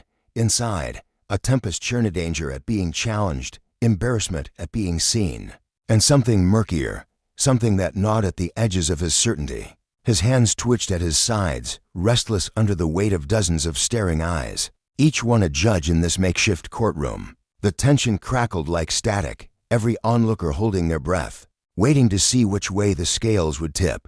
Daniel's face was a battlefield of emotions, just jaw tight, his brow furrowed, his eyes flashing with defiance one moment and doubt the next.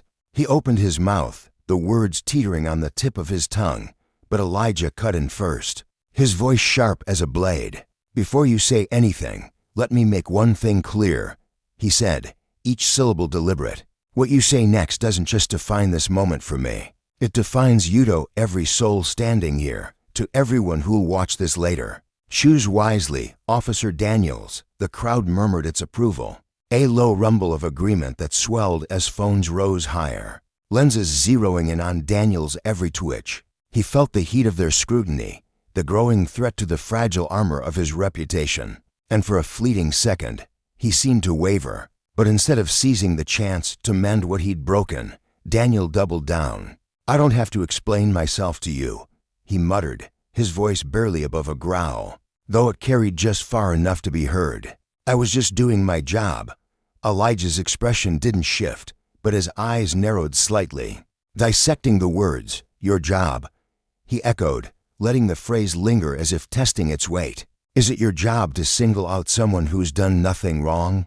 To question the worth of a man who's given more to this country than you'll ever know? Or is it your job to protect and serve every one of us, no matter what we look like?" Daniel flinched at that last jab, a tiny crack in his defiance, but he held his silence, letting it stretch into a void that roared louder than words. The crowd wasn't silent, though. Their murmurs turned to shouts. "You were wrong." A man bellowed from the back, his voice rough with indignation. "Apologize," a woman added, her tone fierce and unyielding. Daniel's jaw tightened, and he wheeled toward them, his patience snapping. "You don't get it," he barked, his voice raw with defensiveness. "You don't know what it's like out here. I can't take chances." Elijah stepped in, his words slicing through Daniel's excuse like a guillotine. "Can't take chances," he said, his tone icy and precise. "Let me tell you about chances, Officer Daniels.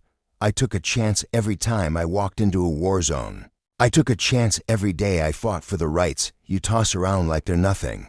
And I took a chance today, standing here, believing you might actually be better than this." The crowd roared, a tidal wave of support crashing over Daniel, who looked like he wanted to vanish into the pavement. Elijah pressed on, his voice rising just enough to pierce the noise. "You say you can't take chances, but today wasn't about a threat. It was about me, about what I am to you. And that fear, that's not my burden to carry. It's yours to face." Daniel shifted, his boots scraping the ground, his bravado fracturing under the relentless weight of Elijah's truth. For the first time, he looked lost, his eyes scanning the crowd for an ally, a lifeline, but there was none. The faces staring back were a jury, and their verdict was clear. Elijah stepped back, his stance unwavering, his presence a quiet command. "The question now, Officer Daniels, is whether you've got the guts to own this mistake and grow from it, or if you let your pride drag you down a path that'll hurt more people, including yourself."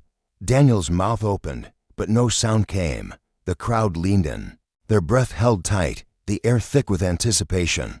Would he finally step up, or would he let this chance slip away, staining his name even further?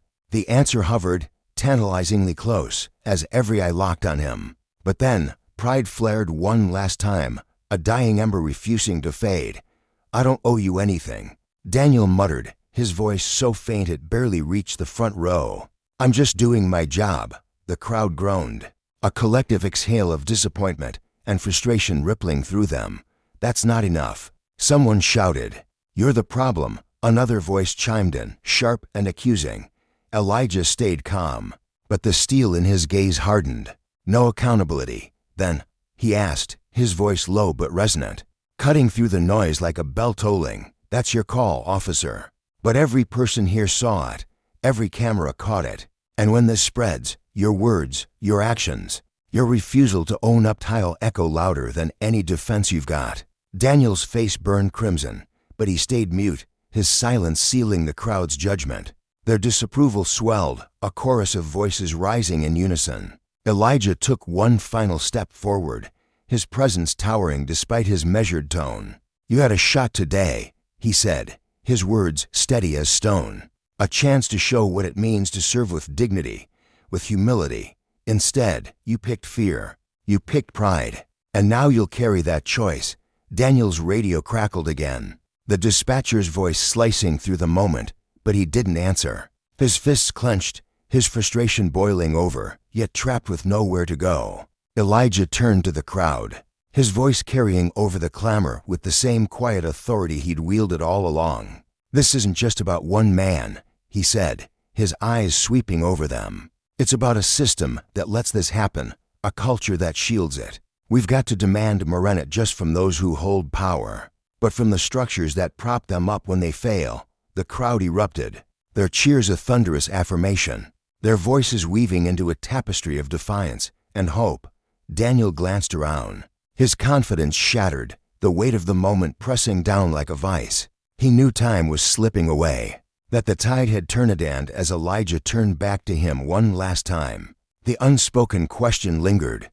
What would he do with the wreckage of this day? The answer, it seemed, was already written in the silence. The crisp morning air clung heavily to the sprawling cemetery, where rows upon rows of graves stretched out like silent sentinels under a pale sky. Each headstone bore a small American flag fluttering faintly in the breeze, a quiet tribute to lives given in service. A military funeral was unfolding, its somber rhythm marked by the sharp folding of a flag and the mournful wail of taps.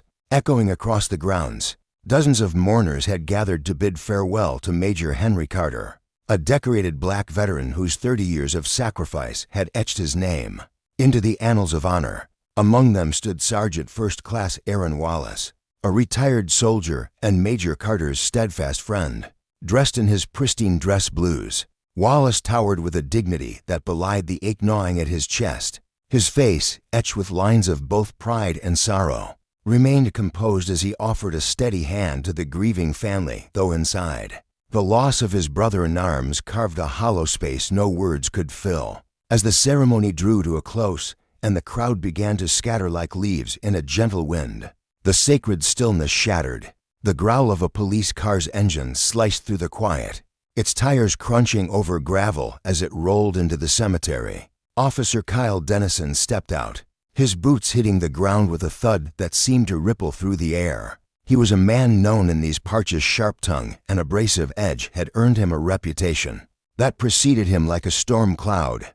Adjusting his duty belt with a deliberate tug, he swept his cold, piercing gaze over the mourners, most of them black, his suspicion thinly masked behind a taut jawline.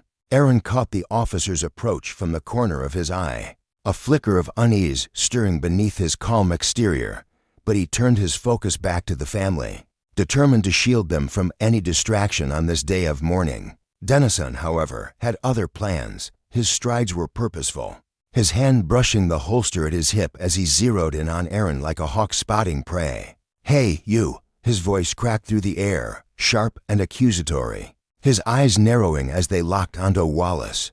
The mourners froze, their hushed conversations dying mid-sentence as heads turned toward the confrontation. Brewing in their midst, Aaron pivoted slowly, his brow furrowing in confusion as he met the officer's glare. "Excuse me?" he said, his tone measured, but laced with a quiet strength forged through years of discipline. "You heard me," Dennison snapped, his words dripping with hostility as he took a step closer, his chest puffing out slightly.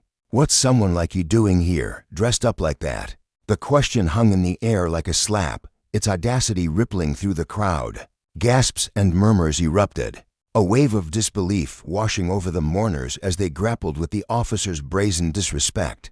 Aaron's calm faltered for a heartbeat, a flash of indignation sparking in his dark eyes before he steadied himself. Raising a hand in a gesture of peace, he replied, "Officer, I'm here to pay my respects to a fellow soldier. Is there a problem?" Dennison's jaw tightened, his lips curling into a sneer. "Yeah, there's a problem." "This doesn't look like your kind of place."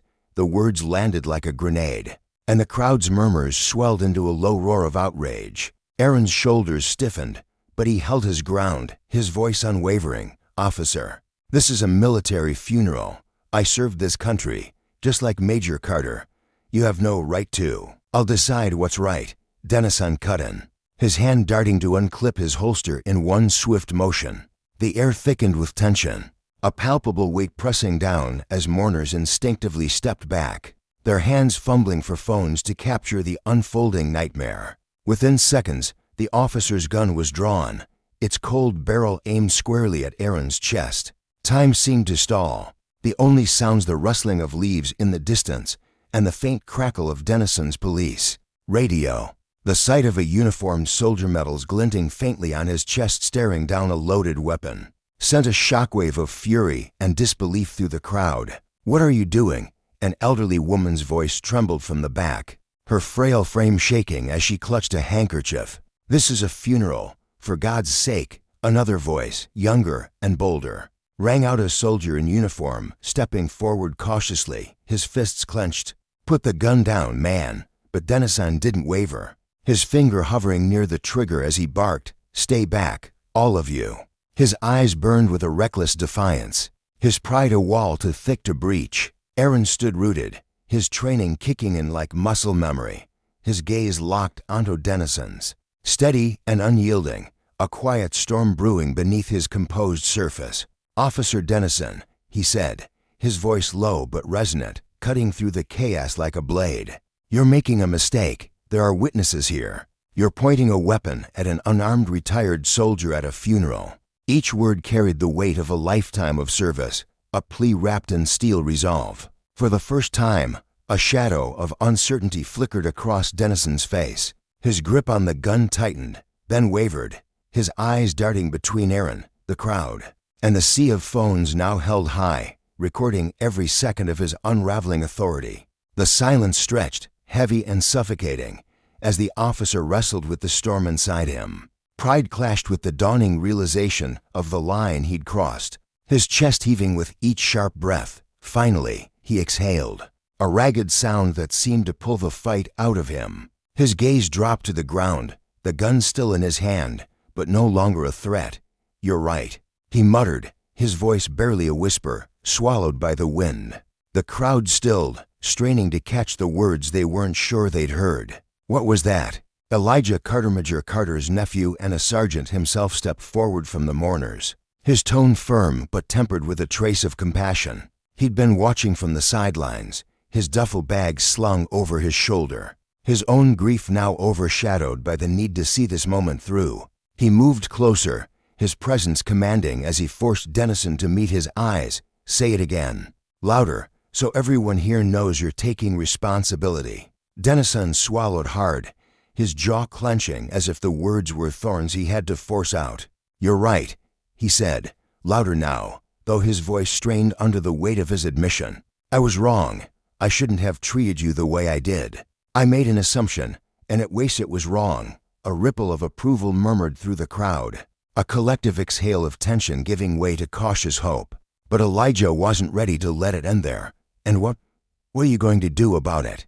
he pressed, his voice steady, unrelenting. Dennison hesitated, the weight of every eye bearing down on him. His shoulders slumped slightly, the bravado draining from his frame. "I'll report this myself," he said, reluctance threading through his words. "I'll let my supervisor know what happened," and he faltered, then straightened, catching himself. "I'll do better." The crowd erupted, applause mingling with cheers, some nodding in quiet satisfaction while others shouted their approval. Dennison shifted uncomfortably, his face a mask of unease, but beneath it, a faint glimmer of relief softened his stance, perhaps the first breath of freedom from the burden of his own arrogance. Elijah stepped back, his expression a guarded mix of resolve and contemplation. After a long pause, he extended his hand toward Dennison. The officer blinked, caught off guard by the gesture, his own hand twitching uncertainly at his side. "This isn't about humiliating you," Elijah said, his voice clear and deliberate. "It's about accountability. Growth starts with admitting you were wrong." I hope you take this chance to reflect or be better for yourself and the people you serve." Dennison stared at the outstretched hand, then slowly reached out, his grip firm but tentative as they shook. It wasn't forgiveness, it was a hard-earned resolution, a line drawn in the sand. The crowd burst into cheers again, phones still aloft, capturing the moment as a beacon of strength and reconciliation. Dennison stepped back toward his cruiser, his head bowed, the weight of his humbling etched into every step. Elijah turned to the mourners, his voice rising above the clamor. "We've got a long way to go," he said, steady and resonant. "But every time we stand up, every time we demand better, we get one step closer to a world where no one has to face this again." The applause swelled, a unified roar echoing across the cemetery, their voices weaving a tapestry of defiance and hope. As Elijah slung his duffel bag higher and prepared to leave, a young man from the crowd called out, "Sergeant Carter, you're a hero." Elijah paused, turning back with a small, weary smile. "The real heroes," he said, his voice softening, "are the ones who stand up for what's right, even when it's hard." With that, he walked away, his silhouette cutting through the morning haze, leaving behind a parking lot brimming with people stirred by his courage, resilience, and unyielding pursuit of justice. Word of Sergeant Elijah Carter's stand would ripple far beyond that day, a story carried on whispers, and screens a testament to how integrity could transform even the darkest moments into a call for change. Back at the graveside, Aaron Wallace lingered, his eyes tracing the rows of flags. He thought of Major Carter, of the battles fought and the lessons left behind. Justice, he realized, wasn't just a gift, it was a demand, a reckoning for those who wielded power without care. And in that quiet cemetery, amid the echoes of a bugle's farewell, the seeds of that reckoning took root. The late afternoon sun hung low over the cemetery, casting long shadows across the rows of polished gravestones, each one gleaming faintly in the fading light. A soft breeze rustled through the neatly trimmed grass, carrying with it the muffled sobs of mourners gathered beneath a large white tent. The air was thick with grief, the kind that settles into your bones. As the crowd stood in somber reverence for a fallen soldier, uniformed men and women, their faces etched with quiet pride and sorrow, mingled with civilians clutching tissues and photographs, all united in their shared loss. Then, cutting through the stillness like a jagged tear, came the sharp, venomous voice of Officer Dennison, his lips twisting into a sneer that seemed to mock the very ground they stood on. "I don't care who you claim to be," he spat, his words dripping with disdain as he glared at the man before him. "You don't belong here, and I'll be the one to decide if you're a threat." His hand rested heavily on the grip of his holstered pistol, fingers twitching as if eager to draw it. His chest puffed out with the arrogance of unchecked authority. The crowd shifted uncomfortably, their murmurs rising like a low hum of dissent. But Dennison's focus remained locked on his target, a man whose presence seemed to unravel the officer's fragile sense of control. Wallace stood tall and unyielding, his crisp military uniform a stark contrast to the chaos brewing around him. The medals pinned to his chest glinted faintly in the sunlight, each one a silent testament to years of sacrifice and service. His head tilted slightly, a subtle gesture that carried the weight of a challenge, and his dark eyes narrowed as he studied the officer with a mixture of curiosity and defiance. "A threat to what, exactly?" he asked, his voice steady and piercing, slicing through the oppressive silence of the tent like a finely honed blade. "To this ceremony? To these grieving families? Or maybe just to your narrow idea of who's allowed to wear this uniform?"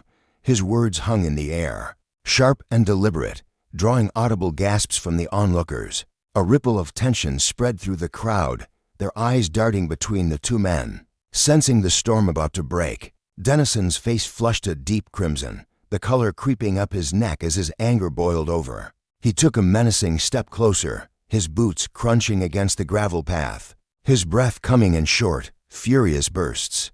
"Don't get smart with me," he snapped, his voice cracking with the strain of his own rage. The crowd recoiled slightly, their unease palpable as several voices rose in protest. "This is harassment," a woman near the front cried out, her voice trembling with indignation. She clutched a folded flag to her chest, her eyes blazing with fury as she stared down the officer. "He's a veteran, how dare you?" Others nodded in agreement, their murmurs growing louder. A chorus of outrage beginning to swell. Wallace raised a hand, a calm and commanding gesture that silenced the crowd even as Dennison's gun remained trained on him. The weapon gleamed menacingly in the officer's unsteady grip, its barrel pointed squarely at Wallace's chest. Inside, Wallace felt a flicker of something ganger, perhaps, or the faint echo of fear he'd long since learned to suppress, but his face betrayed none of it. He stood as still as the gravestones around him, a pillar of resilience forged through years of facing far greater dangers than this. "I suggest you think carefully, officer," he said, his tone measured but laced with an undeniable edge. "You're standing in a cemetery, surrounded by cameras, pointing a gun at a man who spent his life defending this country. Is this really the legacy you want to carve out for yourself?" His words landed like a quiet thunderclap, reverberating through the tense air. And for a fleeting moment, Dennison faltered. The officer's grip on the pistol tightened, his knuckles whitening as he cast a nervous glance at the sea of phones now aimed at him, their tiny lenses capturing every second of his unraveling composure. Doubt flickered in his hazel eyes, a brief crack in his armor of stubborn pride. But it vanished as quickly as it had appeared, replaced by a defiant scowl. "I don't answer to you, soldier," he hissed, though his voice trembled slightly, betraying the uncertainty gnawing at him. Spittle flew from his lips, and his posture stiffened as if he could will himself back into control. Wallace took a single, deliberate step forward, his polished boots sinking slightly into the soft earth. The crowd held its breath, their collective gaze fixed on him, a mixture of awe and apprehension etched across their faces. "You're right," he said, his voice firm yet eerily calm. "You don't answer to me, but you will answer for this." His words were a promise, not a threat, delivered with the unshakable conviction of a man who knew the weight of accountability. Before Dennison could muster a reply, the distant wail of sirens pierced the air, sharp and insistent, cutting through the heavy silence like a blade. Several attendees had slipped away from the crowd earlier, their fingers trembling as they dialed for help, reporting the officer's reckless behavior to the authorities. Dennison's head snapped up, his eyes widening as the color drained from his face. The sound grew louder, closer, and he realized with a sickening lurch in his gut that the backup racing toward him wasn't the kind he'd hoped for. The crowd's murmurs swelled into a roar, their anger now tinged with a grim satisfaction as they sensed the tide turning. Wallace remained a statue of composure, his gaze locked on Dennison with an intensity that seemed to strip the officer bare. "This ends now," he said, his voice low but resonant, carrying over the rising clamor. "You can lower your weapon, or you can let the people on their way here decide what happens next." The choice hung between them, heavy and inescapable, as the flashing red and blue lights of approaching police cars began to reflect off the gravestones, painting the scene in a surreal glow. Dennison hesitated, his breath hitching as his eyes darted frantically between Wallace and the squad cars screeching, to a halt near the cemetery gates. His hands shook, the gun trembling in his grip, and his face was a battlefield of emotions, panic warring with anger, pride clashing with the dawning realization that he was cornered. The crowd's anticipation was suffocating, their phones still rolling, their voices rising in a crescendo of indignation. Among them, a younger black man stepped forward, his military ID badge swinging from his neck like a beacon of shared honor. His eyes burned with righteous fury as he pointed at Wallace. "Officer, I'm telling you again, put the gun down," he shouted, his voice raw with emotion. "This man has done more for this country than you could ever dream of, and you're disrespecting him in front of grieving families. Have you no shame?" Dennison's head whipped toward the young veteran, his face contorting with frustration. "Stay out of this," he barked, waving the gun slightly in a reckless arc that sent the crowd gasping and stumbling back. The motion was erratic, a desperate grasp at control, and it only deepened the hole he dug for himself. Wallace, however, didn't flinch. His eyes remained locked on Dennison, steady and unflinching, the calm precision of a soldier who'd stared down death too many times to be rattled by this. "You're losing control, Dennison," Wallace said, his voice a quiet rumble, firm and unyielding. And you're showing everyone here exactly who you are." The words struck like a hammer, and Dennison bristled, his chest heaving as he fought to hold his ground. "I'm not losing control," he snapped, his voice rising to a defensive pitch that bordered on hysteria. "You're the one trying to stir up trouble." At that moment, the screech of tires against asphalt signaled the arrival of two squad cars, their doors flying open as four officers spilled out into the fray. Their faces registered a mix of confusion and alarm as they took in the Senate Dennison. Wild-eyed and clutching his weapon, Wallace, stoic and resolute, and the crowd, simmering with barely restrained fury. One of the newcomers, a middle-aged lieutenant with salt and pepper hair and a weathered face, stepped forward. His name tag read Morales, and his eyes widened with recognition as they landed on Wallace.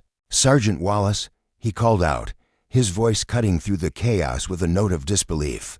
He approached cautiously, waving his officers back with a quick gesture, his mind racing to piece together the madness before him. Wallace turned his head slightly, never breaking eye contact with Dennison. "This officer," he said, raising his voice so it carried to every corner of the crowd, pointed his gun at me unarmed, in full uniform, "at a military funeral, because I didn't look like someone who belongs here." His words were a quiet indictment, delivered with the weight of truth, and Morales's jaw tightened as he shifted his gaze to Dennison. "Kyle, is this true?" Morales demanded, his tone sharp and unforgiving, cutting through the murmurs like a whip. Dennison's face flushed again, beads of sweat glistening on his forehead as he scrambled for an excuse. Her was acting suspicious. He stammered, his voice faltering under the scrutiny. "I was just doing my job." He wouldn't answer my questions. "Are you kidding me right now?" Morales interrupted, his voice dripping with incredulity. "You pulled your weapon on a retired soldier at a funeral." The crowd erupted in agreement, their anger boiling over as voices shouted out. "We all saw it, and he was harassing him for no reason." Morales raised a hand to quiet them, his expression hardening as he turned back to Dennison. "Lower your weapon." "Now." Dennison hesitated, his face a mask of panic and defiance, his fingers still wrapped tightly around the gun. "Now, officer," Morales barked, his voice a thunderclap that left no room for argument. Slowly, begrudgingly, Dennison lowered the pistol, his hands trembling as the tension in the air finally shattered. The crowd erupted in boos and jeers, their phones still recording every humiliating second.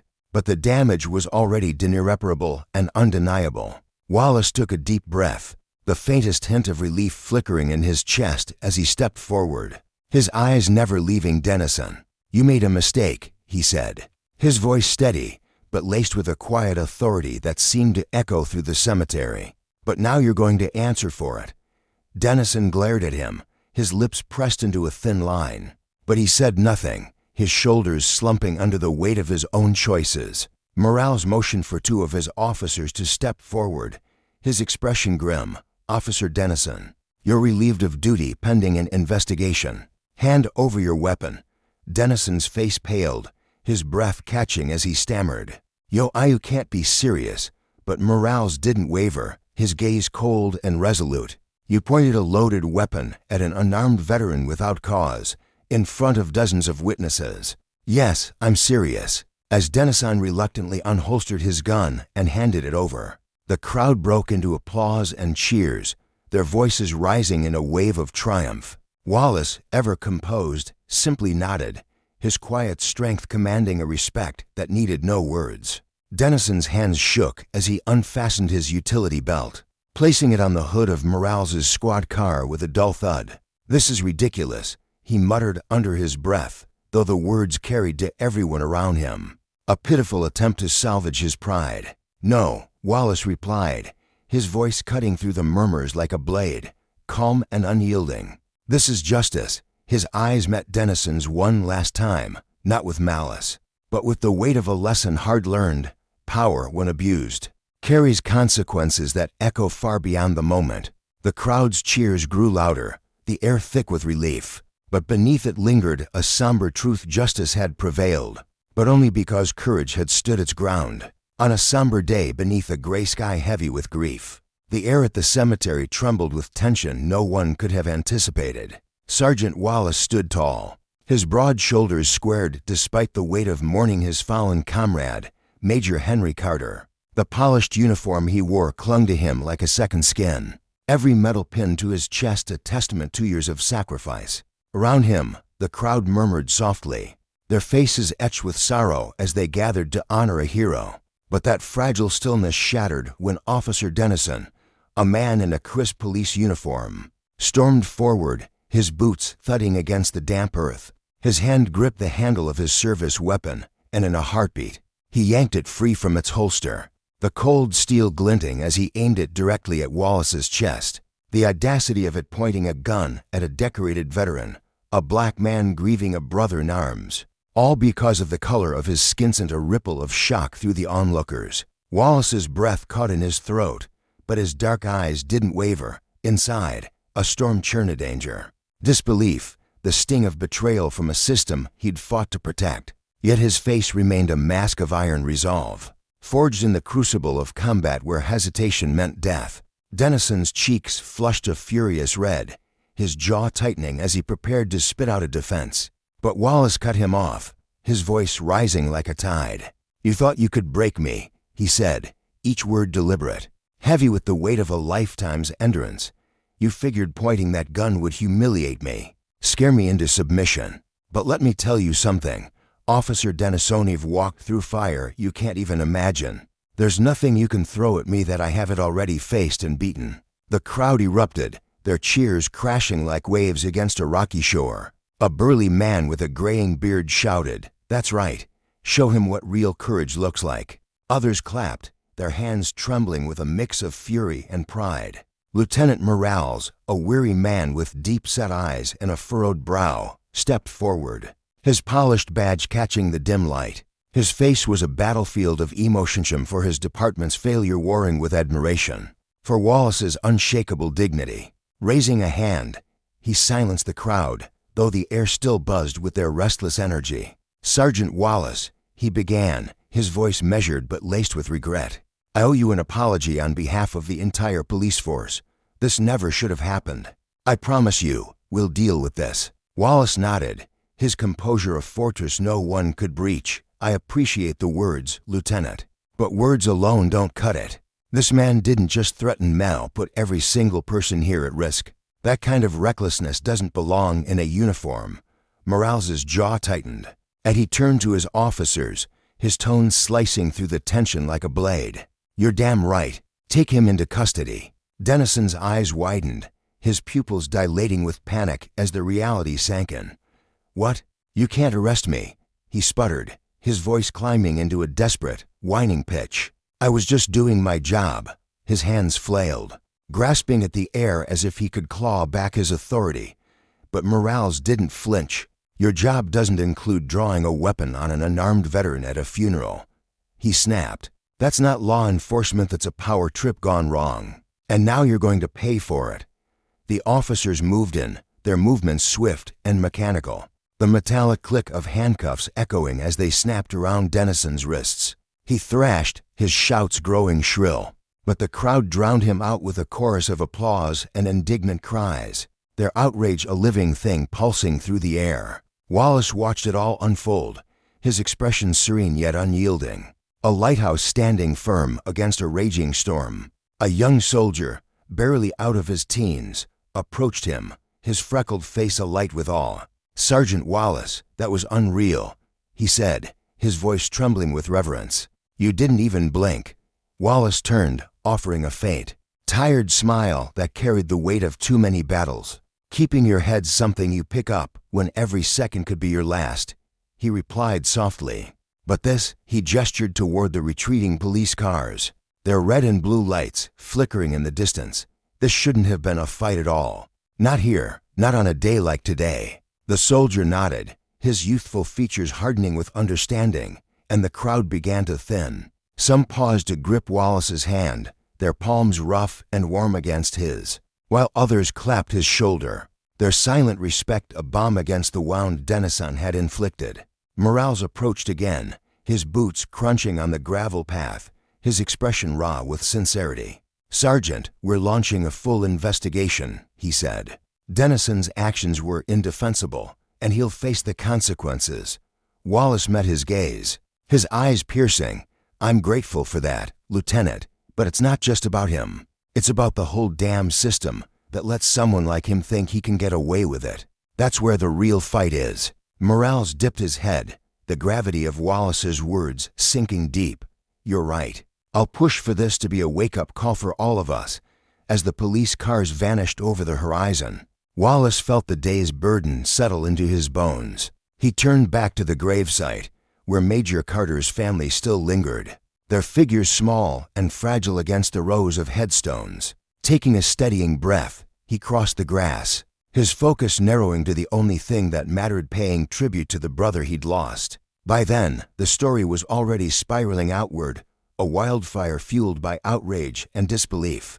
Clips of Dennison's gun pointed at Wallace's chest flooded social media, the grainy footage capturing every 10th second. Hashtags like Justice for Wallace and Racist Kapakantei flared to life, spreading across X like sparks on dry timber, shared millions of times within hours. But Wallace paid it no mind. He knelt beside Carter's widow, her hands shaking as she clutched the folded American flag to her chest, tears streaking her lined face. "Thank you for standing up today," she whispered, her voice breaking.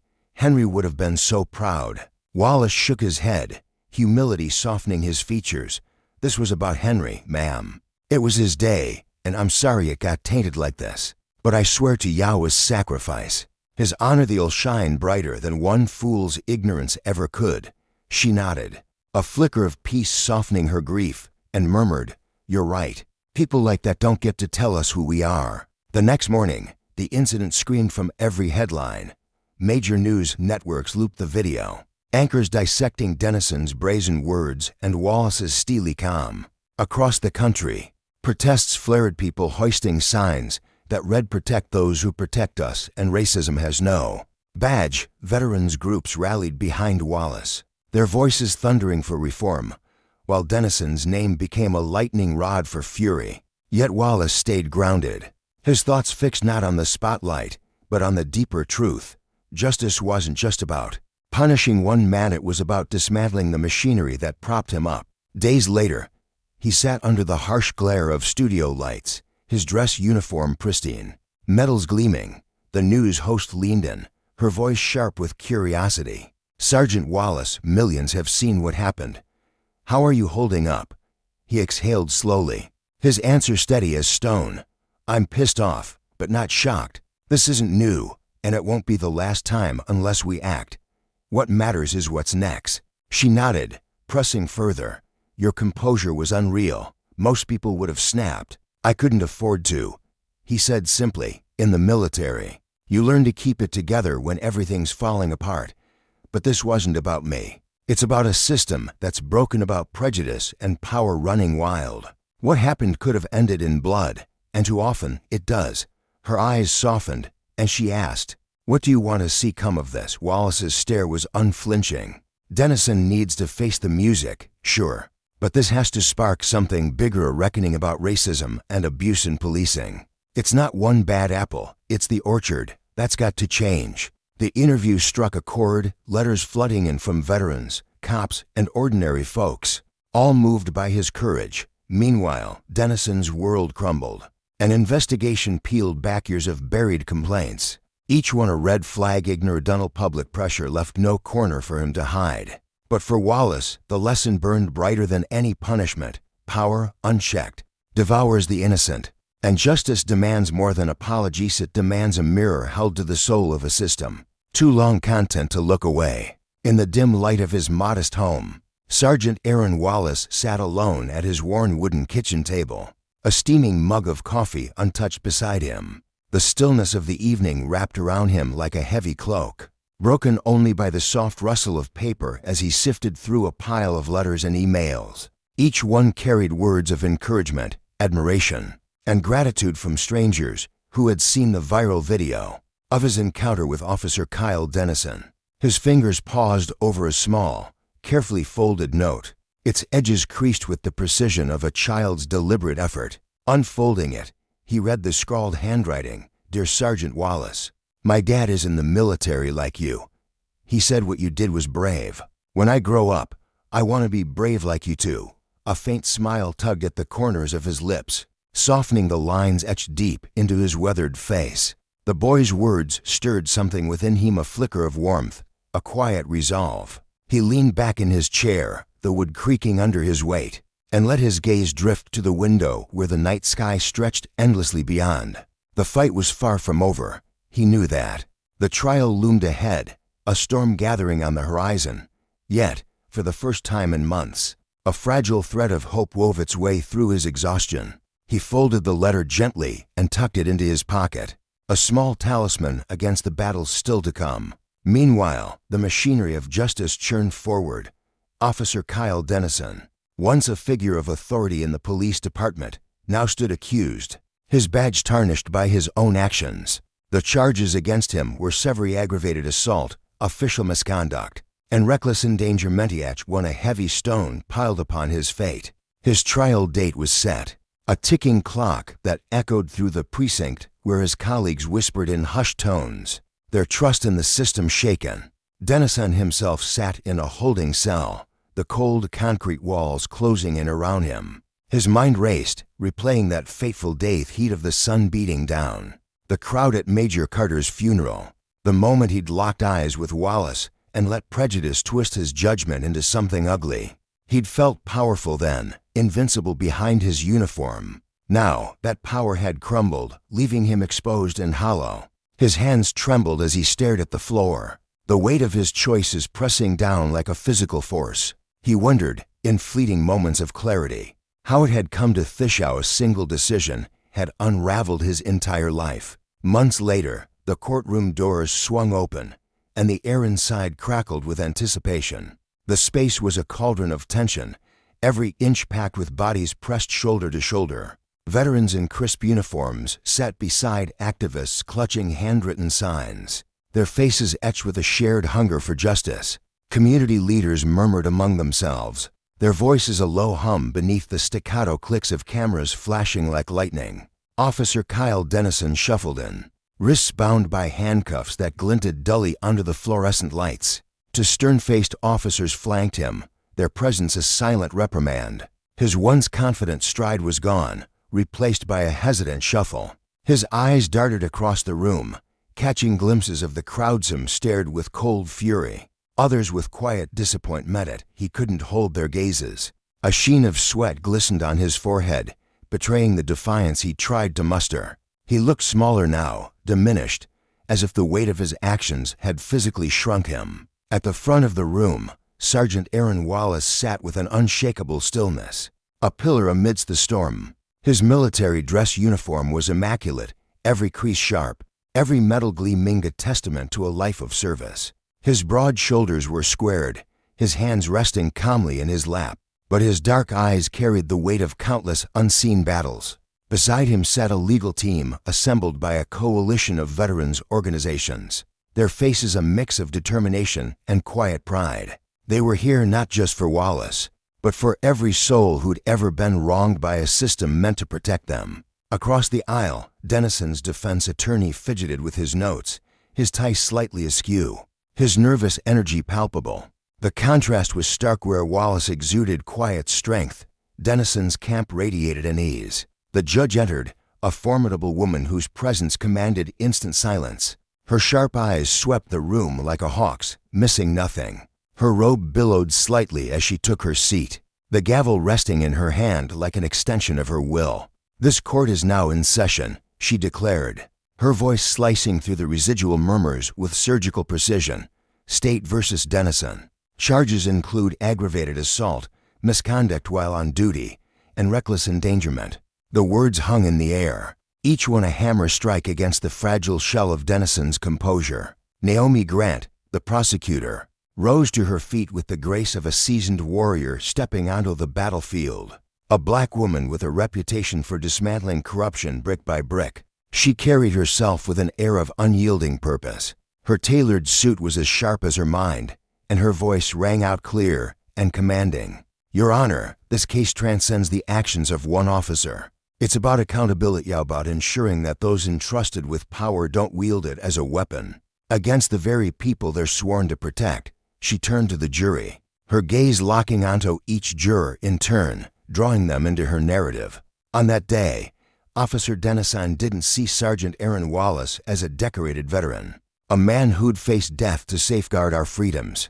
He saw only the color of his skin and decided that was reason enough to draw a gun. When Sergeant Wallace refused to bow to intimidation, Dennison escalated, turning a moment of bias into a deadly act of abuse. This isn't just a mistake, it's a betrayal of everything justice stands for. The defense attorney rose, his voice wavering slightly as he tried to spin a different tale. He painted Dennison as a man under pressure, caught in a split-second misjudgment. His actions misunderstood, but his words faltered against the tide of evidence. The prosecution unveiled video footage captured by Bistenderscreeney, yet undeniable, showing Dennison's gun aimed at Wallace's chest, his voice barking slurs that cut through the funeral solemnity. Gasps rippled through the gallery, jurors shifting uncomfortably in their seats as the reality of the moment unfolded on screen. Dennison shrank further in his chair, his hands clenched into fists, as if he could somehow block out the truth playing before them all. When Wallace took the stand, the room fell into a hushed reverence. He walked with a soldier's steady gait, his head high, his expression serene yet resolute. Naomi Grant approached him, her tone soft but laced with respect. "Sergeant Wallace, can you tell us what went through your mind when Officer Dennison pointed his weapon at you?" Wallace's eyes flickered briefly, as if peering into a distant memory. Before settling on her, "I thought about the years I've spent serving this country," he began, his voice low and measured, each word deliberate. "The firefights, the sleepless nights, the friends I buried. I thought about Major Carter, whose funeral we were there to honor, a man who gave everything for others. And then I looked down the barrel of that gun, and it hit me. None of it mattered to him. Not my uniform, not the lives I'd fought for, not the sacrifices etched into my bones. To him, I was just a threat to be silenced." His voice dipped, heavy with a quiet sorrow that seemed to settle over the room like dust. It wasn't about fear for him, it was about control. The gallery stirred, some brushing away tears, others nodding as though his words had unlocked a truth they'd long carried. "Did you ever consider fighting back?" Grant pressed gently. Wallace shook his head, firm but calm. "No, my strength isn't in fists or guns. It's in standing tall, in knowing who I am when others try to tear me down." His actions spoke volumes about his soul, not mine. The defense tried to unsettle him, suggesting his composure might have provoked Dennison. But Wallace remained a rock against their flimsy accusations, his dignity unshaken. Witness after witness followed, bystanders who'd seen Dennison's aggression, fellow officers who'd noted his volatility, a grieving widow from the funeral who'd watched in horror as the scene unfolded. Each added brushstrokes to a portrait of a man undone by his own hubris. Naomi Grant's closing argument was a crescendo of righteous fire.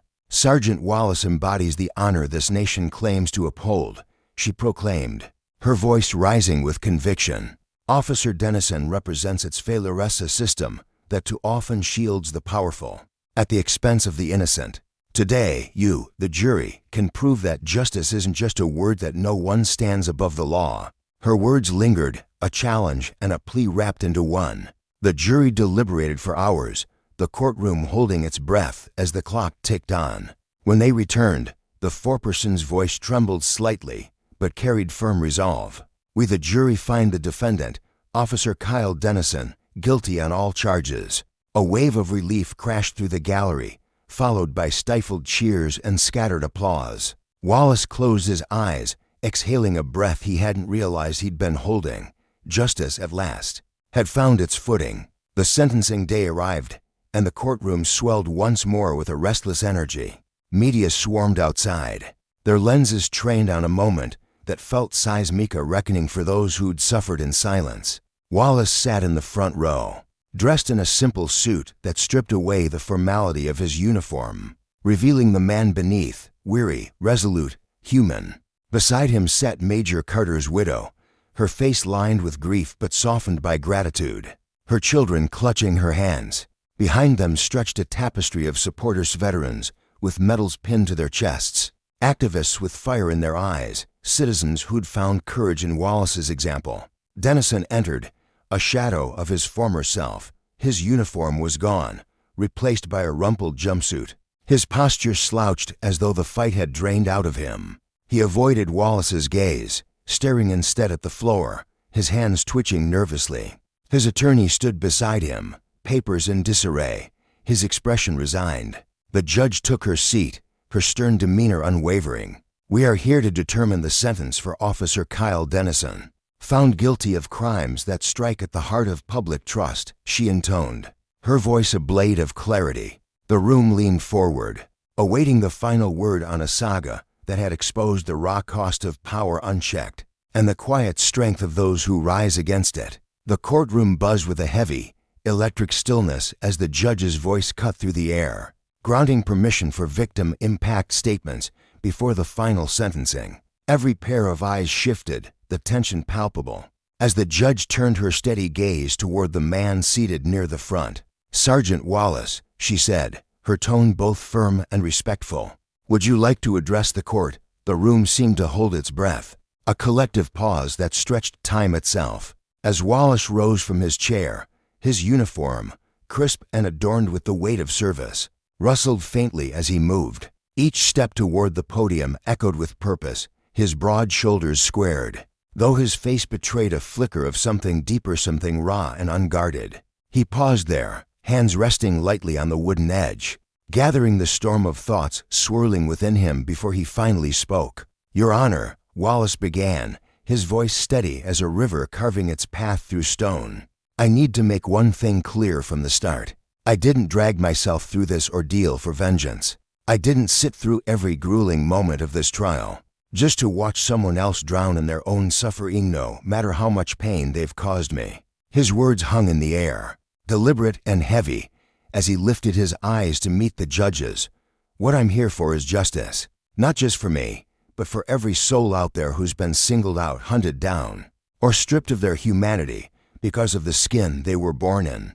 A ripple of quiet gasps stirred the gallery, but Wallace pressed on, his gaze shifting now, locking onto Officer Kyle Dennison for the first time. Dennison sat rigid in his seat, his jaw tight, his uniform seeming to shrink around him under the weight of that stare. Wallace's voice grew sharper, though never loud, as he continued. "Officer Dennison, that day you aimed your gun at me, it wasn't just me you attacked. You spat on the uniform I've worn with pride, the principles I've bled for, the sacrifices of men and women like Major Carterwo's funeral you turned into a battleground with your reckless hate.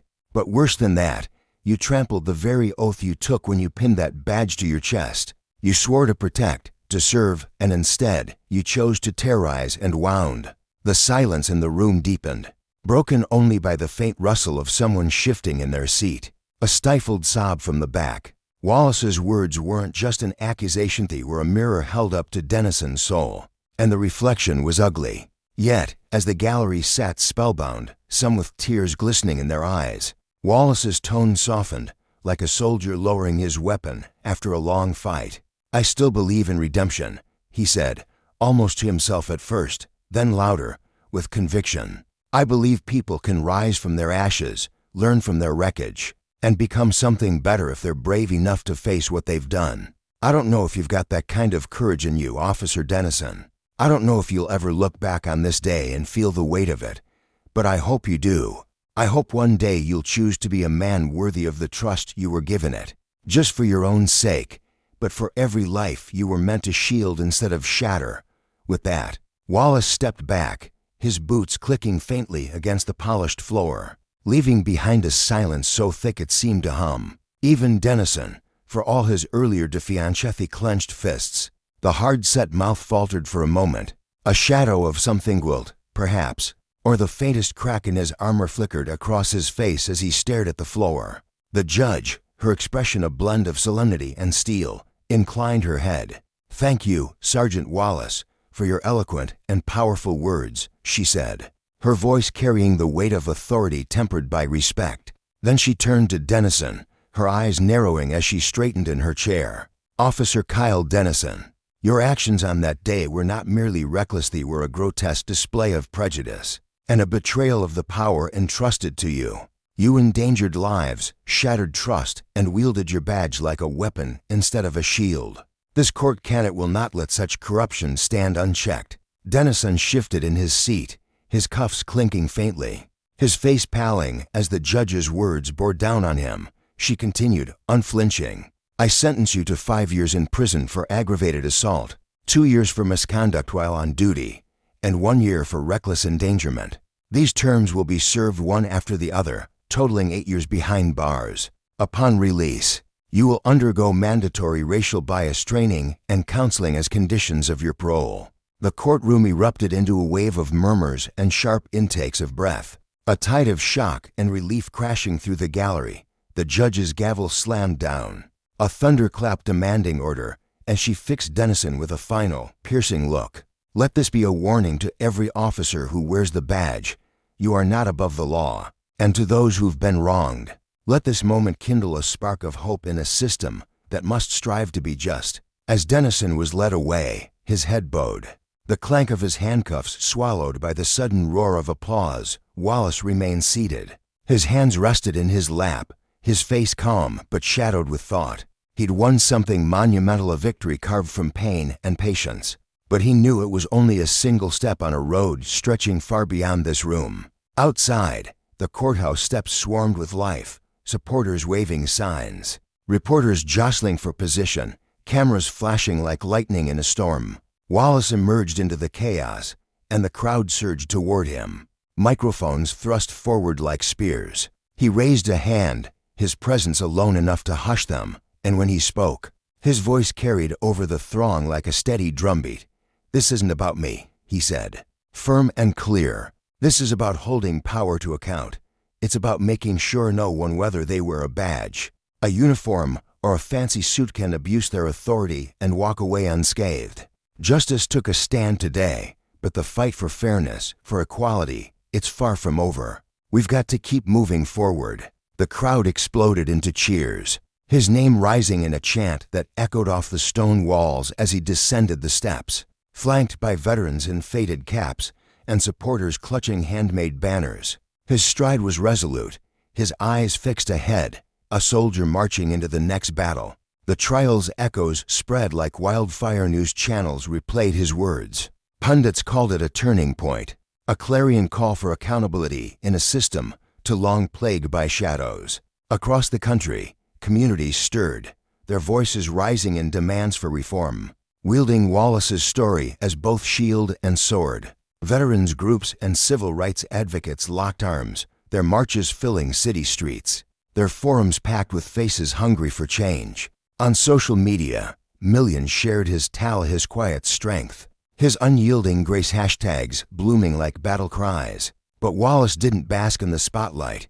Fame felt like a foreign coat, ill-fitting and heavy. Instead, he turned his energy to the work ahead, his voice a steady flame lighting the way. Invitations flooded in universities, rallies, even a hushed room in Congress, and he chose carefully, speaking where his words could dig deepest. At one event, he stood before a sea of faces in a cavernous auditorium, a banner overhead proclaiming strength in service, justice in action. The crowd, veterans with weathered hands, students with bright eyes, activists with clenched fists, leaned forward as he began. We can't rewrite yesterday, he said, his voice low but resonant, but we can build tomorrow. And that starts with accountability, just for one man's sins, but for the machinery that lets bias and cruelty thrive unchecked.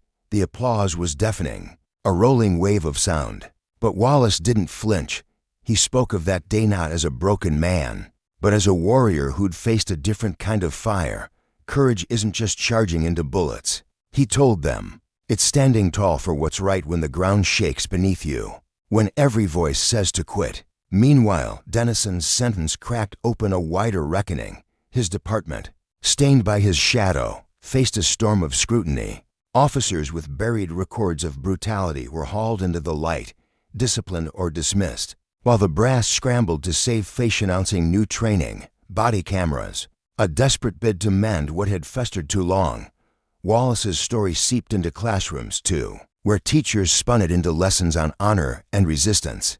A group of students launched a campaign, but like Wallace, its videos and posts spreading like sparks, urging others to share their own fights, their own stands against the tide. Months later, Wallace stood at another graveside, the air thick with the scent of lilies and damp earth. Major Carter's widow had slipped away in her sleep, and her family, grieving yet proud, asked him to speak. He'd become kin to them after that chaotic day at the cemetery, a bond forged in shared loss and defiance. At the podium, he looked out at the mourners, many familiar faces from that first funeral, and his voice softened with memory. "Major Carter showed me what it means to serve with your whole heart," he said, "and Mrs. Carter taught me how to love through the storm. They both drilled into me that justice isn't just a cause, it's a duty we carry every day." After the service, he lingered by Major Carter's headstone, the wind tugging at his coat, his mind tracing the jagged path from then to now. A small figure approached, hesitant footsteps crunching on the gravel. It was the boy, the same one who'd sent him a shaky, handwritten note months before. Words of awe scrawled in pencil. "Sergeant Wallace," the child said, voice trembling with nerves, eyes wide with something like hero worship. Wallace turned, a faint smile breaking through the weight of the day, and crouched to meet the boy's gaze, ready to listen. The little boy clutched a worn notebook tightly in his small hands, the edges frayed from constant use, as though it were his most treasured possession. His wide, curious eyes flickered with a mix of hesitation and determination as he approached Wallace, who stood near the edge of the quiet cemetery. The air was crisp, carrying the faint scent of freshly turned earth and wilting flowers left atop weathered tombstones. The boy's sneakers scuffed against the gravel path, kicking up tiny clouds of dust that shimmered briefly in the late afternoon light, before settling back to the ground. "Can I ask you something?" the boy said, his voice soft and tentative, barely rising above the rustle of leaves stirred by a gentle breeze. Wallace turned to him, his tall frame casting a shadow over the child, and with a kindness that seemed to radiate from deep within, he lowered himself to one knee. The gravel crunched beneath his weight, and he met the boy's gaze at eye level, his warm brown eyes softening as he took in the child's nervous expression. "Of course," Wallace replied, his tone steady and inviting, like a lighthouse offering guidance through a stormy sea. The boy fidgeted, shifting his weight from one foot to the other, his fingers tightening around the notebook as though it might slip away if he didn't hold on hard enough. He chewed his lip for a moment, wrestling with the question that danced on the tip of his tongue. Finally, he summoned the courage to speak, his voice trembling slightly but growing bolder with each word. "How do you stay brave when people are mean to you?" Wallace's lips curved into a gentle smile, the kind that carried the weight of countless battles fought and lessons learned. He paused, letting the boy's question linger in the air, as if giving it the respect it deserved. The cemetery stretched out around them, a silent expanse of stone and memory, the distant hum of a lawnmower blending with the occasional chirp of a bird, perched atop an ancient oak. "Being brave doesn't mean you're never scared," he began, his voice low and deliberate, each word chosen with care. "It's not about pretending fear doesn't exist, it's about facing it head on. Courage is when you do what's right, even when your hands are shaking and your heart's pounding so loud you can barely think straight. Sometimes, being brave is as simple as trusting yourself, believing deep down that you're enough, and holding on to the faith that, in the end, the truth always finds a way to rise above the noise." The boy's eyes widened, drinking in every syllable as if Wallace had just handed him a map to some hidden treasure. His small hand darted to the notebook, flipping it open with a rustle of pages that revealed a chaotic mix of scribbled notes, and less a child's attempt to make sense of a complicated world.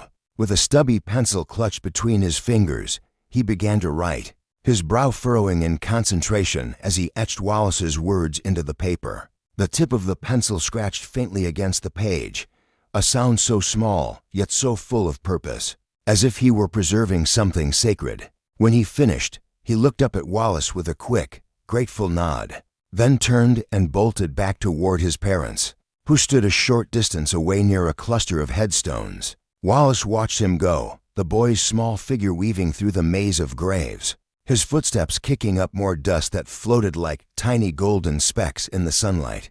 The sight warmed Wallace's chest, filling his heart with a quiet, swelling pride that pressed against his ribs.